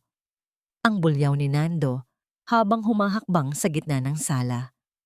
Ang bawat yabag ng kanyang sapatos sa mamahaling alpombra ay tila paglapastangan sa katahimikan ng bahay. Nakatayo si Rodrigo sa tuktok ng hagdan. Ang kanyang mga kamay ay nasa loob ng bulsa. Kalmado ngunit may dalang panganib na tila isang bulkang natutulog. Sa likod niya nakatayo si Chesa, mahigpit na nakakapit sa rehas ng hagdan. Ang kanyang mga mata ay punong-puno ng takot. At pagkamuhi habang nakatingin sa asawang, akala niya ay patay na. Nando, itigil mo na ang palabas na ito. Alam nating dalawa kung bakit ka narito. Ang boses ni Rodrigo ay malamig. Tila hinihiwa ang hangin sa talim nito. Kidnapper ka! Ninakaw mo ang asawa at anak ko. Officer, arestuhin niyo na ang lalaking iyan. Turo ni Nando habang nakatingin sa mga pulis. Ngunit bago pa man makakilos ang mga pulis, lumapit si Arturo, ang tauhan ni Rodrigo, at iniabot ang isang makapal na folder sa opisyal na namumuno. Bago niyo arestuhin ang amo ko, baka gusto niyo munang basahin ang ulat na ito. Ang lalaking yan, si Fernando Asuncion, ay may opisyal na death certificate na nakatala sa gobyerno 3 buwan na ang nakalilipas. Officer, paanong ang isang patay na tao ay makakapagsampa ng kaso ng kidnapping? Ang katahimikan sa loob ng sala ay naging kasing bigat ng isang dambuhalang bato. Ang opisyal ay dahan-dahang binuksan ang folder, binabasa ang mga ebidensya ng pandaraya ni Nando, ang pekeng aksidente, ang pekeng libing, at ang mga litrato ni Nando sa ibang bansa habang nagpapakasasa sa pera. Namutla si Nando. Ang kanyang ngisi ay dahan-dahang nawala, napalitan ng isang desperadong anyo. Lumingon siya kay Doña Concepcion na noon ay tila biglang nawalan ng boses. Hindi totoo yan. Gawa-gawa lang yan ng mayamang yan. Sigaw ni Nando, ngunit ang kanyang boses ay nanginginig na sa takot. Dahan-dahang bumaba ng hagdan si Chesa. Ang bawat hakbang niya ay puno ng dignidad na matagal nang ninakaw sa kanya. Huminto siya sa harap ni Nando. Ang kanyang paningin ay diretso at matapang. Isang malakas na sampal ang muling dumapo sa mukha ni Nando. Isang sampal na mas matindi pa sa nauna dahil ito ay puno ng 10 taong pait at katarungan. Wala kang karapatang tawagin kaming pamilya mo. Wika ni Chesa, ang kanyang boses ay mababa, ngunit puno ng kapangyarihan. Ang pamilya ay hindi nananakit. Ang pamilya ay hindi nagnanakaw ng pagkakataong mabuhay ng maayos. Patay ka na sa akin, Nando. Noong araw na pinili mong lokohin kami, doon ka na nabaon sa limot. Chesa, maawa ka. Ginawa ko lang yun para sa atin. Pagmamakaawa ni Nando, ngunit tila wala nang naririnig ang babae. At ikaw naman, Doña Concepcion, lumingon si Chesa sa matanda na noon ay nakayuko na. Ang lahat ng telang itinahi ko para sa'yo ay magsisilbing tali na hihila sa'yo pababa. Alam na ni Don Rodrigo ang lahat. Alam na niya kung paano niyo ako ibinenta. 10 taon na ang nakalilipas. Biglang lumapit si Rodrigo at inilagay ang kanyang braso sa balikat ni Chesa. Isang protektadong kilos na tila nagsasabing hindi na muling mag-iisa ang babae. Officer, dalhin niyo na sila. May kaso silang kakaharapin. Fraud, falsification of public documents, at reckless endangerment. At tungkol naman sa bahay niyo, Doña Concepcion, bukas na bukas din ay kailangang bakante na ang mansyon niyo. Dahil ang lupang kinatatayuan niyo ay pag-aari ko na. Habang pilit na inilalabas ng mga pulis si Nando at ang kanyang ina, ang sigaw at mura ng dalawa ay unti-unting lumayo. Hanggang sa tanging ang tunog na lamang ng kuliglig sa labas ang narinig. Napasandal si Chesa kay Rodrigo, ang kanyang lakas ay tila tuluyan ng naubos. Tapos na ba? Bulong ni Chesa. Hindi pa, Chesa. Magsisimula pa lang ang laban natin para sa kinabukasan ni Angel, sagot ni Rodrigo habang hinahaplos ang buhok ng babae. Ngunit sa gitna ng tagumpay na yon, Isang malakas na tunog ng pagbasag ng salamin ang narinig mula sa itaas, sa silid kung nasaan si Angel. Ang puso ni Chesa ay tila tumigil sa pagtibok. Isang mabilis na anino ang nakita ni Arturo na tumatalon mula sa bintana. Bit-bit ang isang maliit na bata. Angel! Sigaw ni Chesa. Hindi lahat ng tauhan ni Nando ay nakuha ng pulis. Isang kasabwat ang naiwan sa loob upang gawin ang huling alas ng mga asunsyon, ang dukutin ng bata bilang huling paraan ng pangingikil. Habang tumatakbo si Rodrigo at Chesa patungo sa bintana, tanging ang dilim ng kagubatan at ang tunog ng isang mabilis na sasakyang paalis ang sumalubong sa kanila. Ang katarungang akala nila ay hawak na nila ay muling naging isang madugong laban para sa buhay ng kanilang anak. Wala na ang anak ko, Rodrigo. Wala na si Angel. Ang boses ni Chesa ay tila isang punyal na humihiwa sa katahimikan ng gabi. Ang silid na kanina lamang ay puno ng pag-asa ay ngayon ay naging isang malamig na libingan ng mga pangarap. Ang basag na salamin sa bintana ay nagkakalat sa sahig, tila mga kristal na luha ng langit na nakikiramay sa kanyang pagdurusa. Ang dulo ng kurtinang puti ay sumasayaw sa ihip ng hangin, tila isang kumakaway na paalam mula sa kanyang anak. Niyakap ni Chesa ang una ni Angel. Pilit na hinahanap ang amoy ng baby powder at gatas na naiwan doon. Ang bawat hibla ng tela ay binasa ng kanyang mga luha. Sa sandaling ito, ang yaman ni Rodrigo at ang kanyang kapangyarihan ay walang silbi. Ang tanging mahalaga ay ang maliit na batang kinuha ng mga halimaw. Hahanapin natin siya, Chesa. Isinusumpa ko, ibabalik ko sa iyo si Angel kahit ubusin ko ang lahat ng mayroon ako. Ang boses ni Rodrigo ay garihalgal, puno ng galit. Napilit na ikinukubli sa ilalim ng kanyang pagiging kalmado. Ang kanyang mga kamao ay nakakuyom ng mahigpit hanggang sa pumuti ang kanyang mga buko-buko. Hindi nagtagal, tumunog ang telepono ni Rodrigo. Isang hindi kilalang numero ang lumitaw sa screen. Mabilis niya itong sinagot at inilagay sa loudspeaker. Rodrigo? Mukhang may nawawala sa'yo. Ang boses ni Nando ay puno ng malisya. May kasamang tawa na tila nanggagaling sa kailaliman ng impyerno.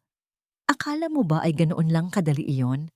Na matapos mo kaming hiyain at talunin sa batas, ay hahayaan ko na kayong maging masaya? Nando, nasaan ang anak ko? Huwag mo siyang sasaktan.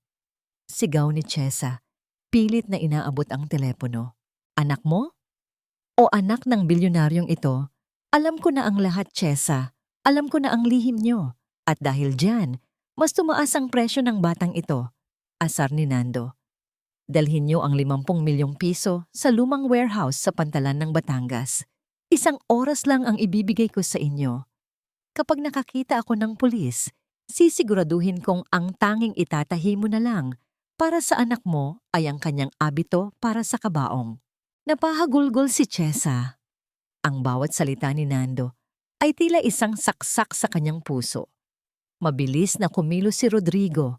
Tinawagan niya si Arturo at ang kanyang mga piling tauhan. Ihanda ang pera. Pero huwag kayong susugod ng hindi ko sinasabi. Kailangan nating maging maingat. Si Angel ang nakataya rito. Sa loob ng sasakyan patungo sa Batangas, ang bawat segundo ay tila isang taon para kay Chesa. Ang kanyang mga kamay ay hindi tumitigil sa panginginig. Napansin ito ni Rodrigo at dahan-dahang hinawakan ang kamay ng babae. Ang init ng palad ng lalaki ay tila nagbibigay ng kaunting lakas sa naghihingalong espiritu ni Chesa. Magpakatatag ka, Chesa, para kay Angel, bulong ni Rodrigo.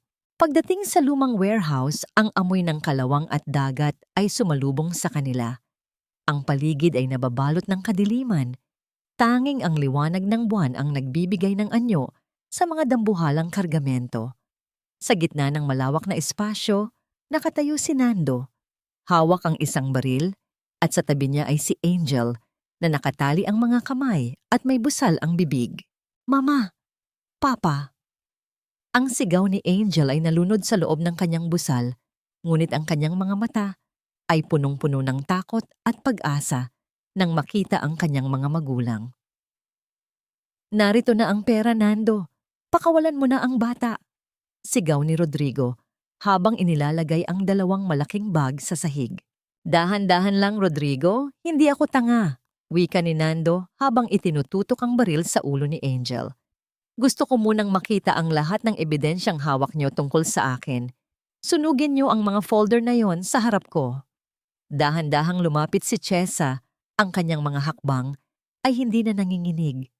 May isang uri ng lakas na sumibol sa kanyang dibdib. Isang lakas na tanging ang isang ina lamang ang nakakaalam. Hindi siya nakatingin sa baril, kundi sa kanyang anak.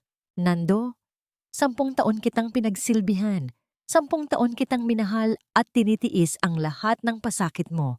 Akala ko ay may puso ka pa, kahit katiting. Wika ni Chesa, ang kanyang boses ay malamig at matapang. Pero ngayon, nakikita ko na, wala kang pinagkaiba sa isang hayop na nananakit ng walang laban. Kung gusto mo ng pera, kunin mo. Kung gusto mong pumatay, ako ang patayin mo. Huwag ang anak ko. Tumawa si Nando, ngunit may bahid ng kaba sa kanyang mga mata. Napakatapang mo na ngayon, Chesa. Dahil ba may bilyonaryo ka ng tagapagtanggol? Sa gitna ng tensyon, napansin ni Chesa ang isang maliit na bagay sa kamay ni Angel.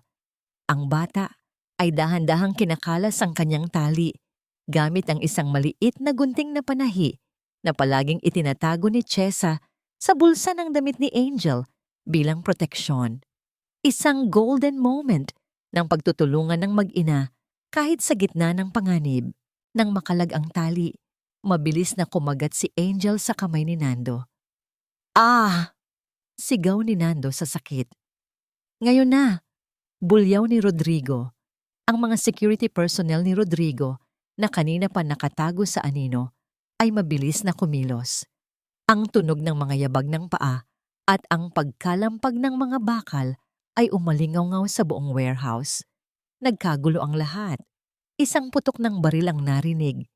Tumama ito sa kisame at nagpabagsak ng ilang lumang kagamitan. Mabilis na tumakbo si Chesa at sinalo si Angel sa kanyang mga bisig. Anak, salamat sa Diyos.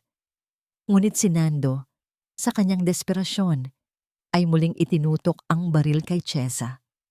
Bago pa man siya makakalabit, isang malakas na suntok mula kay Rodrigo ang nagpabagsak sa kanya.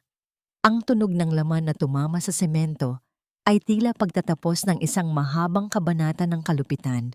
Nakahandusay si Nando sa sahig. Ang kanyang mukha ay puno ng dugo at pagsisisi, habang ang mga pulis na tinawagan ni Arturo ay pumasok na rin sa warehouse. Sa pagkakataong ito, wala nang takas.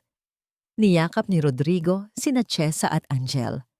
Sa gitna ng madilim at mabahong warehouse, naramdaman nila ang isang uri ng liwanag na hindi kayang ibigay ng anumang kayamanan. Ang init ng kanilang mga katawan na magkakayakap ay tila isang muling pagbubuo ng mga pira-pirasong buhay na sinira ng kasinungalingan. Ligtas na tayo!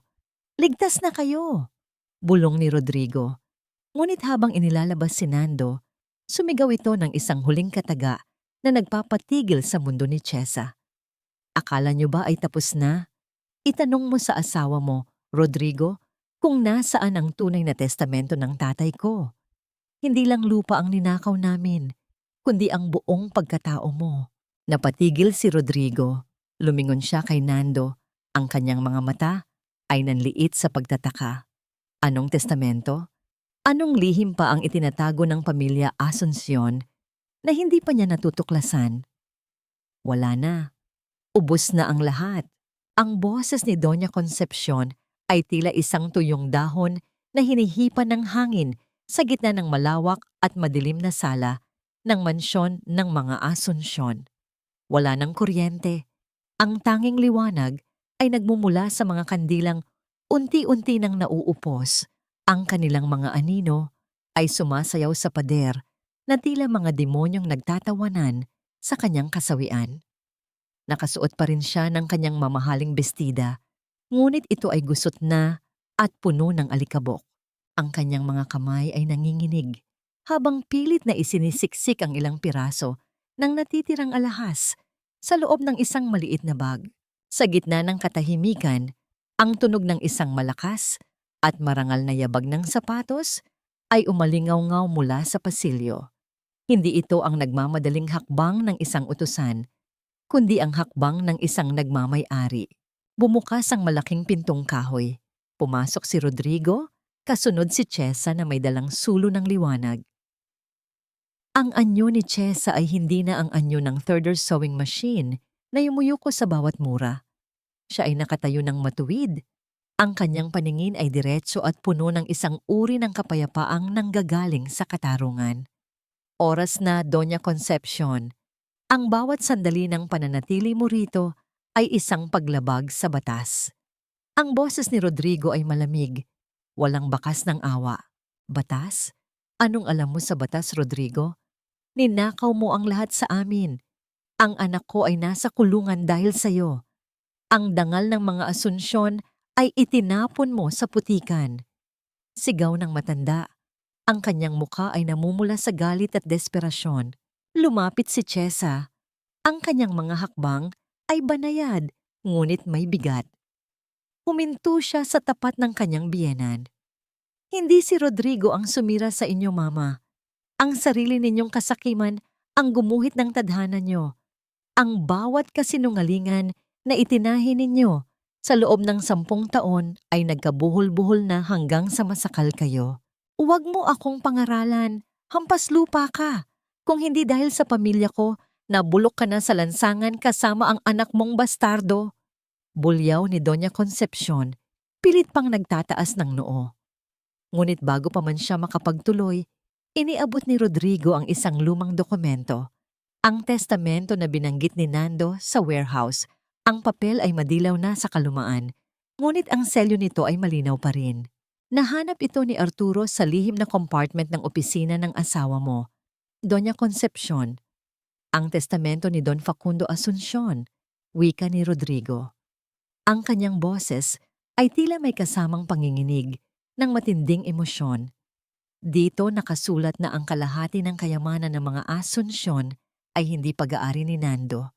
Ito ay para sa anak ng aking kapatid na pumanaw. Ang batang itinago nyo at pinalabas na ulila upang makuha ang kanyang mana. Ang mukha ni Doña Concepcion ay nawalan ng kulay. Ang kanyang mga labi ay nanginginig, ngunit walang salitang lumalabas. Ang batang yon ay ako, hindi ba? Ang tanong ni Rodrigo ay tila isang hatol. Pinanood nyo ang pamilya ko na mawasak. Pinalabas nyo na wala kaming karapatan, habang ang tatay ni Nando ay nagpapakasa sa sayaman na dapat ay sa amin. Kaya pala ganoon na lang ang takot nyo nang magsimula akong magtagumpay sa negosyo. Takot kayo na baka makilala ko ang sarili kong pinagmulan. Napasandal si Doña Concepcion sa kanyang upuan, ang kanyang buong pagkatao ay tila gumuho. Ang lahat ng kanyang pagiging aristokrata ay isang malaking nakaw na buhay. Ang bawat piraso ng ginto sa kanyang leeg ay may bahid ng dugo ng pamilya ni Rodrigo. Umalis ka na, wika ni Rodrigo. Ang kanyang tinig ay puno ng pandidiri. Dalhin mo ang isang maleta ng mga damit mo. Ang mga alahas na yan, iiwan mo rito. Lahat ng yan ay binili mula sa nakaw na mana at sa pawis ni Chesa. Sa harap ng mga tauhan ni Rodrigo, pilit na inilabas si Doña Concepcion mula sa mansyon. Ang tunog ng kanyang mga takong sa semento habang kinakaladkad ang kanyang maleta ay tila isang malungkot na martsa ng pagkatalo. Wala ng mga amigas na babati sa kanya, wala ng mga utusan na susunod sa kanyang kompas. Ang reyna ng mga Asunsyon ay isa na ngayong pulubi sa gitna ng dilim. Naiwang magkasama sina Chesa at Rodrigo sa gitna ng sala. Ang bawat sulok ng mansyon ay tila humihinga ng maluwag, tila nalinisan mula sa mga taon ng kasamaan. Tapos na ang lahat, Chesa. Ang katarungan ay hindi lang para sa akin, kundi para sa ating lahat. Bulong ni Rodrigo habang hinahawakan ang kamay ni Chesa. Pero Rodrigo, paano ang nararamdaman mo? Ang buong buhay mo ay nabago dahil sa dokumentong yon. Pag-aalala ni Chesa. Hindi ang dokumentong yon ang nagtakda ng buhay ko, Chesa. Ang pag-ibig ko sa'yo at kay Angel ang nagturo sa'kin kung sino talaga ako. Sagot ni Rodrigo. Dahan-dahan niyang inilapit ang kanyang mukha sa mukha ni Chesa. Ang kanilang mga noo ay magkadikit. Ang init ng kanilang hininga ay nagsasama sa gitna ng katahimikan. Ngunit sa gitna ng kanilang muling pagtatagpo, ang tunog ng isang mabilis na sasakyan na pumarada sa labas ang nagpagising sa kanila. Isang tauhan ni Rodrigo ang pumasok. Ang muka ay puno ng kaba. Don Rodrigo, si Nando po. Nakatakas siya habang inililipat ng kulungan. May napatay siyang 2 gwardya at kinuha ang kanilang mga armas. Ang katarungang akala nila ay hawak na nila ay muling nanganib. Si Nando, na wala nang mawawala, ay tila isang sugatang hayop na handang pumatay sa huling pagkakataon. Hahanapin niya tayo, bulong ni Chesa. Ang kanyang mga mata ay nanlaki sa takot habang nakatingin sa madilim na bintana. Ang anino ng panganib ay hindi pa rin lumilipas at sa pagkakataong ito, ang bawat tahi ng kanilang bagong buhay ay maaaring muling maputol ng isang marahas na bala. Huwag mong ituloy ang iyong binabalak, Nando. Ang bawat hakbang mo ay lalong nagpapalalim sa iyong sariling hukay. Ang boses ni Rodrigo ay matatag, tila isang pader ng asero na nakatayo sa pagitan ng panganib at ng kanyang pamilya. Sa gitna ng dilim ng hardin ng mansyon, ang sikat ng buwan ay tumatama sa dulo ng baril na hawak ni Nando. Ang anyo ni Nando ay hindi na ang dating maayos at mayabang na lalaki. Siya ay mukhang isang ligaw na hayop, marungis, puno ng gasgas ang mukha, at may mga matang nag-aapoy sa gitna ng desperasyon. Sa likuran ni Rodrigo, mahigpit na nakakapit si Chesa kay Angel. Ramdam ni Chesa ang panginginig ng maliit na katawan ng anak, kaya naman lalong naging matibay ang kanyang tindig. Ang bawat hininga niya ay may dalang panalangin. Ang bawat tibok ng kanyang puso ay isang pangako na hindi na muling masasaktan ang kanyang anak. Wala na akong pakialam sa hukay, Rodrigo. Kung babagsak ako, sisiguraduhin kong isasama ko kayo. Ang sigaw ni Nando, ang kanyang boses ay nanginginig sa pagitan ng galit at takot. Ninakaw mo ang lahat sa akin, ang mana ko, ang asawa ko, ang anak ko. Wala kang ninakaw, Nando. Dahil wala ka namang pag-aari na hindi nanggaling sa panlilinlang. Tugon ni Rodrigo. Dahan-dahan siyang humahakbang pasulong, pilit na kinukuha ang atensyon ni Nando, palayo sa mag-ina. Ibagsak mo ang baril. May pagkakataon ka pang harapin ang batas nang walang karagdagang dugo sa iyong mga kamay. Tumawa si Nando, isang tawang puno ng pait. Batas? Ang batas ay para lang sa mga mayayaman na gaya mo. Kami ni Mama, ginawa lang namin ang kailangan naming gawin para mabuhay. Ang mabuhay sa pawis ng iba ay hindi kailanman naging tama. Biglang sumingit si Chesa. Ang kanyang boses ay hindi na nanginginig. Lumitaw siya mula sa likod ni Rodrigo, sapat na upang makita ni Nando ang kanyang mga mata. Nando, tingnan mo si Angel. Tingnan mo ang anak na sinasabi mong mahal mo. Gusto mo ba talagang ang huling alaala niya sa'yo ay ang pagtutok mo ng baril sa amin? Natigilan si Nando. Ang kanyang paningin ay saglit na dumaan sa mukha ni Angel. Ang bata ay nakatingin sa kanya ng may halong takot at matinding lungkot. Isang uri ng lungkot na tanging isang anak lamang ang makakaramdam para sa isang amang tuluyan ng naligaw ng landas. Sa sandaling iyon ng pag-aalinlangan, narinig ang marahang tunog ng mga yabag ng sapatos sa damuhan mula sa lahat ng direksyon. Ang mga tauhan ni Rodrigo at ang mga pulis ay dahan-dahang pinalilibutan ang lugar. Ang tunog ng pagkasa ng mga armas ng mga otoridad ay umalingaw-ngaw sa gabi, tila isang huling babala. Ibagsak ang baril, Nando Asuncion. Wala ka ng matatakasan. Sigaw ng isang opisyal. Nang makita ni Nando ang dami ng mga pulis, ang kanyang mukha ay napuno ng matinding panlulumo. Ang dulo ng kanyang baril ay dahan-dahang bumaba. Ang kanyang mga kamay ay nagsimulang manginig ng higit pa sa dati.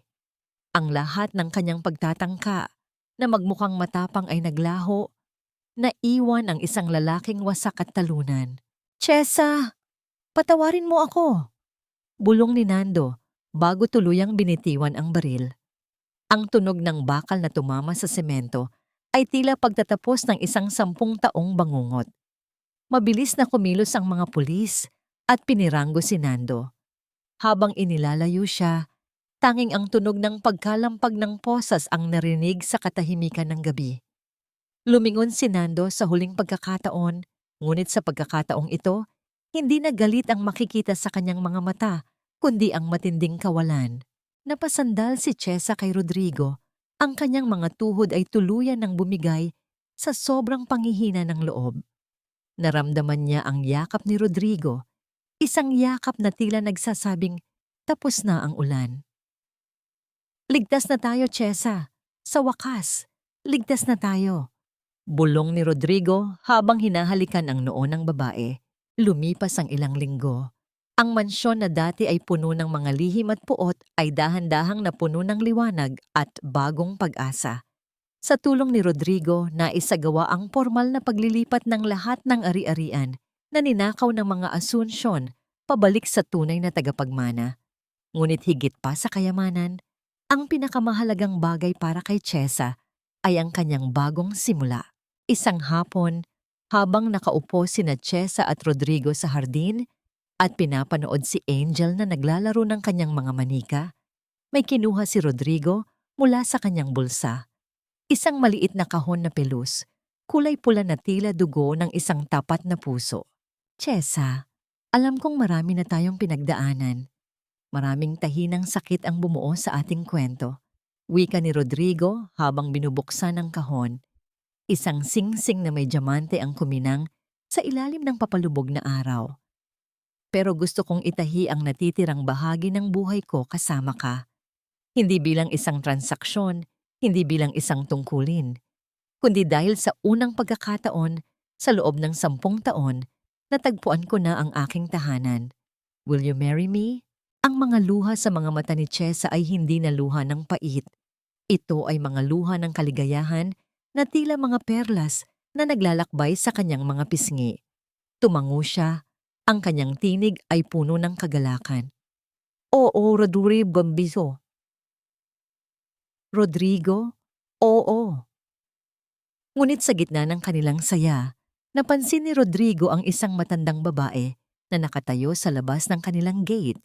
Marungis ang damit, gulo-gulo ang buhok, at may hawak na isang basong plastik na humihingi ng limos.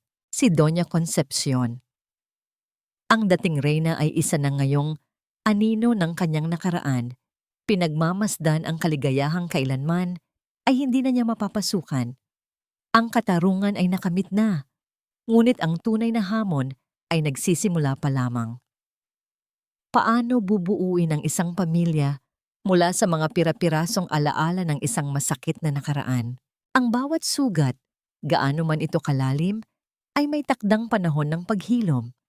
Ngunit ang paghilom na ito ay hindi nangangahulugan ng pagkalimot.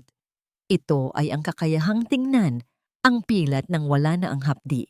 Sa loob ng malamig at madilim na pasilyo ng piitan, ang tunog ng mga sapatos ni Chesa ay lumikha ng isang ritmo na tila nagbibilang ng bawat taon ng kanyang pagtitiis. Hindi siya narito bilang isang biktima, kundi bilang isang babaeng tapos na sa kanyang pakikipaglaban sa multo ng nakaraan. Sa kabila ng rehas, nakita niya si Nando, ang lalaking minsan ay naging sentro ng kanyang mundo, ngunit ngayon ay isa na lamang estranghero na may kupas, na uniforme at basag na pagkatao. "Chesa, dumating ka." Ang boses ni Nando ay mahina, tila isang kandilang paubos na ang mitsa. Wala na ang kislap ng kasakiman sa kanyang mga mata. Naiwan na lamang ang matinding pagsisisi na tila unti-unting kumakain sa kanyang kaluluwa. Narito ako, hindi para makita ang iyong pagbagsak, Nando. Narito ako para palayain ang sarili ko mula sa iyo. Ang boses ni Chesa ay kalmado, tila isang payapang dagat pagkatapos ng isang dambuhalang bagyo. Patawarin mo ako, Chesa. Sa lahat. Sa pananakit ko, sa pagtataksil ko, pati kay Angel. Alam kong wala akong karapatang humingi ng tawad, pero hindi ako makahinga sa bigat ng ginawa ko. Wika ni Nando. Habang nakayuko, ang kanyang mga luha ay pumatak sa semento, lumilikha ng maliliit na bilog ng basang anino. Huminga ng malalim si Chesa. Ang bawat hibla ng kanyang galit ay dahan-dahan niyang pinakawalan sa hangin. Pinatawad na kita, Nando. Hindi dahil karapat-dapat ka, kundi dahil karapat-dapat ako sa katahimikan. Ayaw kong dalhin ang puot na ito sa bago kong buhay. Ayaw kong ang bawat tahi ng kagalakan ko ay may bahid pa rin ng iyong pangalan. Iniwan ni Chesa ang isang maliit na balot sa lamesa, isang maliit na sewing kit, isang simbolo na kahit sa gitna ng pagkakasira, may pagkakataon pa ring ayusin ang sarili kung nanaisin. Ang tunog ng pagsasara ng bakal na pinto ng piitan ay umalingaw-ngaw sa buong gusali. Ngunit para kay Chesa, ito ay tunog ng isang kabanatang tuluyan ng natapos. Paglabas niya, sumalubong sa kanya ang mainit na sikat ng araw at ang nakangiting mukha ni Rodrigo. Sa tabi nito ay si Angel na ngayon ay masigla ng tumatakbo sa damuhan ng parke. Ang tanawin ay tila isang obra maestra na itinahi ng tadhana pagkatapos ng mahabang panahon ng pagkakahimay-himay. Kamusta siya? Tanong ni Rodrigo habang inaalalayan si Chesa pasakay ng sasakyan. Tapos na, Rodrigo. Wala na ang bigat. Wala na ang pait. Sagot ni Chesa habang sumasandal sa balikat ng lalaki. Ang init ng katawan ni Rodrigo ay tila isang baluti na nagbibigay sa kanya ng kasiguraduhan na hinding-hindi na siya muling mag-iisa sa dilim. Lumipas ang mga araw at ang paghahanda para sa kanilang kasal ay naging isang masayang pagtitipon ng mga tunay na kaibigan. Hindi ito isang magarbo at mapagpanggap na pagdiriwang gaya ng nais noon ni Doña Concepcion. Ito ay isang kasalan na puno ng katotohanan. Ang bawat bulaklak, ang bawat disenyo ng altar ay may kinalaman sa kanilang paglalakbay. Sa loob ng kanyang bagong talyer na binigyan ni Rodrigo ng pangalang Hiyas ng Pag-asa, tinatapos ni Chesa ang kanyang sariling damit pangkasal. Ang bawat tahi niya ay puno ng panalangin. Ang bawat haplos niya sa telang seda ay tila isang pagkilala sa kanyang sariling halaga. Mama, ang ganda niyo po. Wika ni Angel habang pinagmamasdan ang kanyang ina.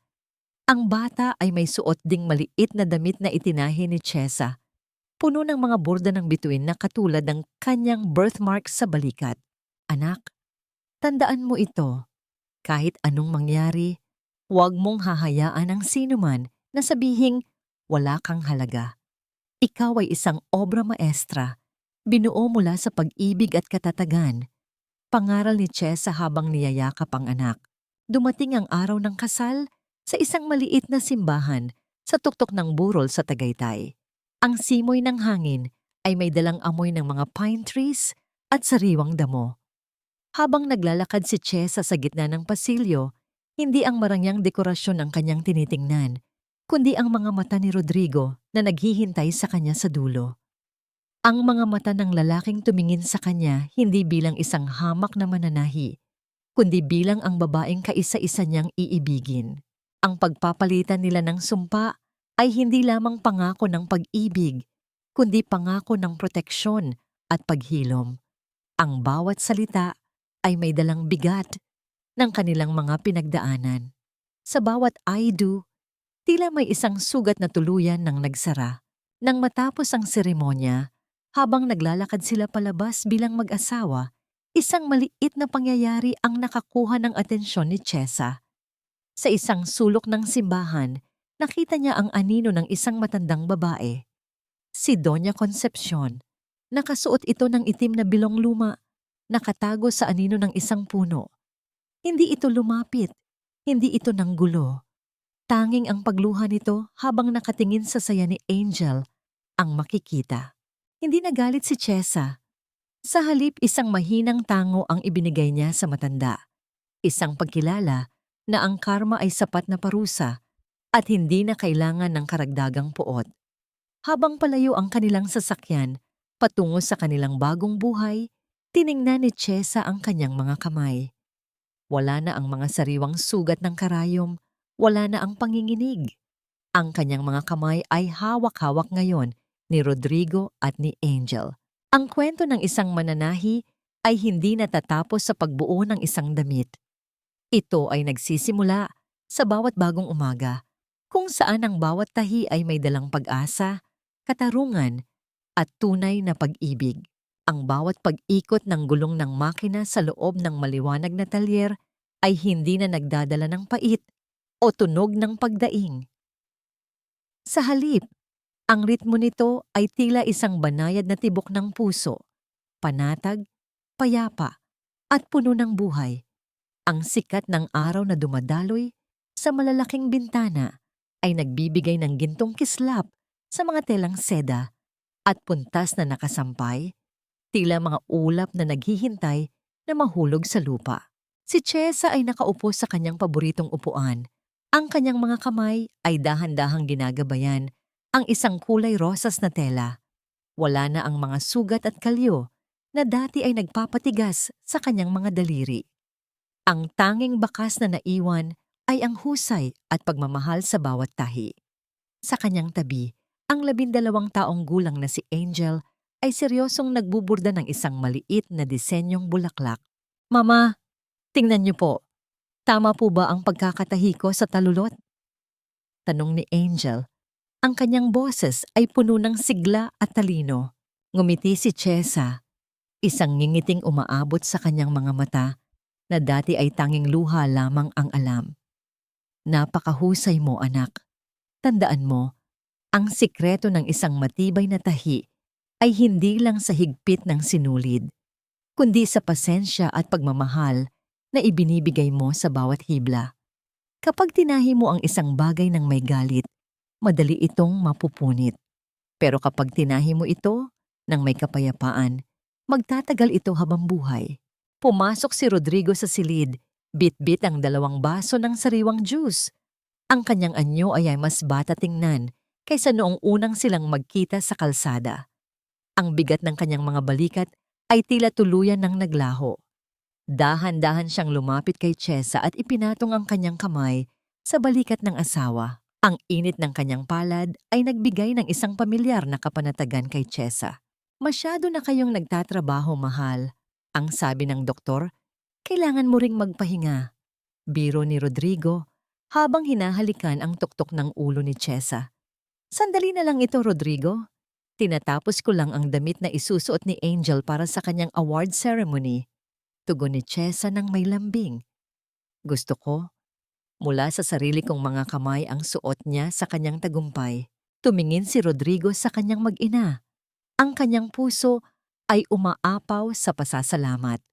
Naisip niya ang mahabang landas na tinahak nila mula sa madilim na bodega ng mga Asunsyon, sa rurok ng panganib sa Tagaytay, hanggang sa katarungang nakuha nila sa loob ng korte. Ang lahat ng yaman ni Rodrigo ay tila walang halaga kumpara sa payapang hapong ito.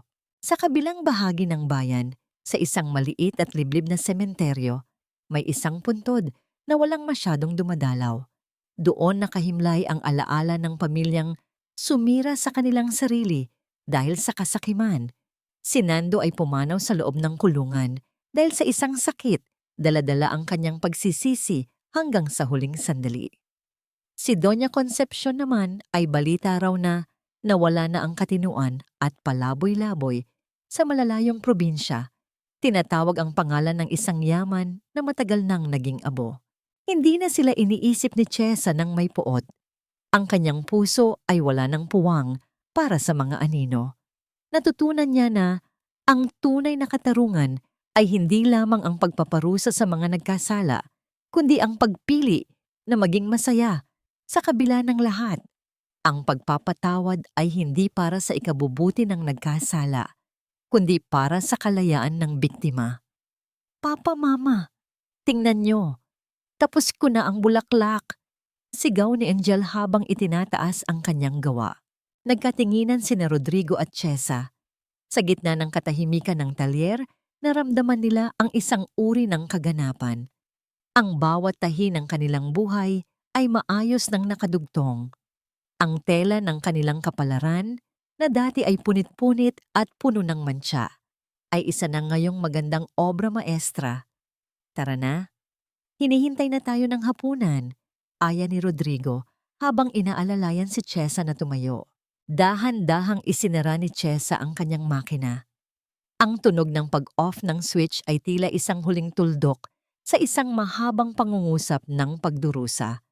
Sa kanyang huling sulyap sa talyer bago patayin ang ilaw, naitanong niya sa kanyang sarili, kung hindi ba ako nagdusa, malalasap ko ba ang tamis ng ganitong uri ng ligaya? Ang sagot ay naroon sa higpit ng hawak ng kanyang asawa at sa tawa ng kanyang anak na nauuna ng lumabas sa pinto. Ang buhay ay hindi perpekto. May mga tahi na maaring lumuwag, ngunit hanggat may pag-ibig na nagsisilbing sinulid, ang lahat ay maaaring muling ayusin. Ang huling tahi ay hindi na tungkol sa pagdurusa. Ito ay tungkol sa isang pamilyang binuo ng katotohanan, pinatibay ng katarungan, at habang buhay, nababalutin ng wagas na pag-ibig.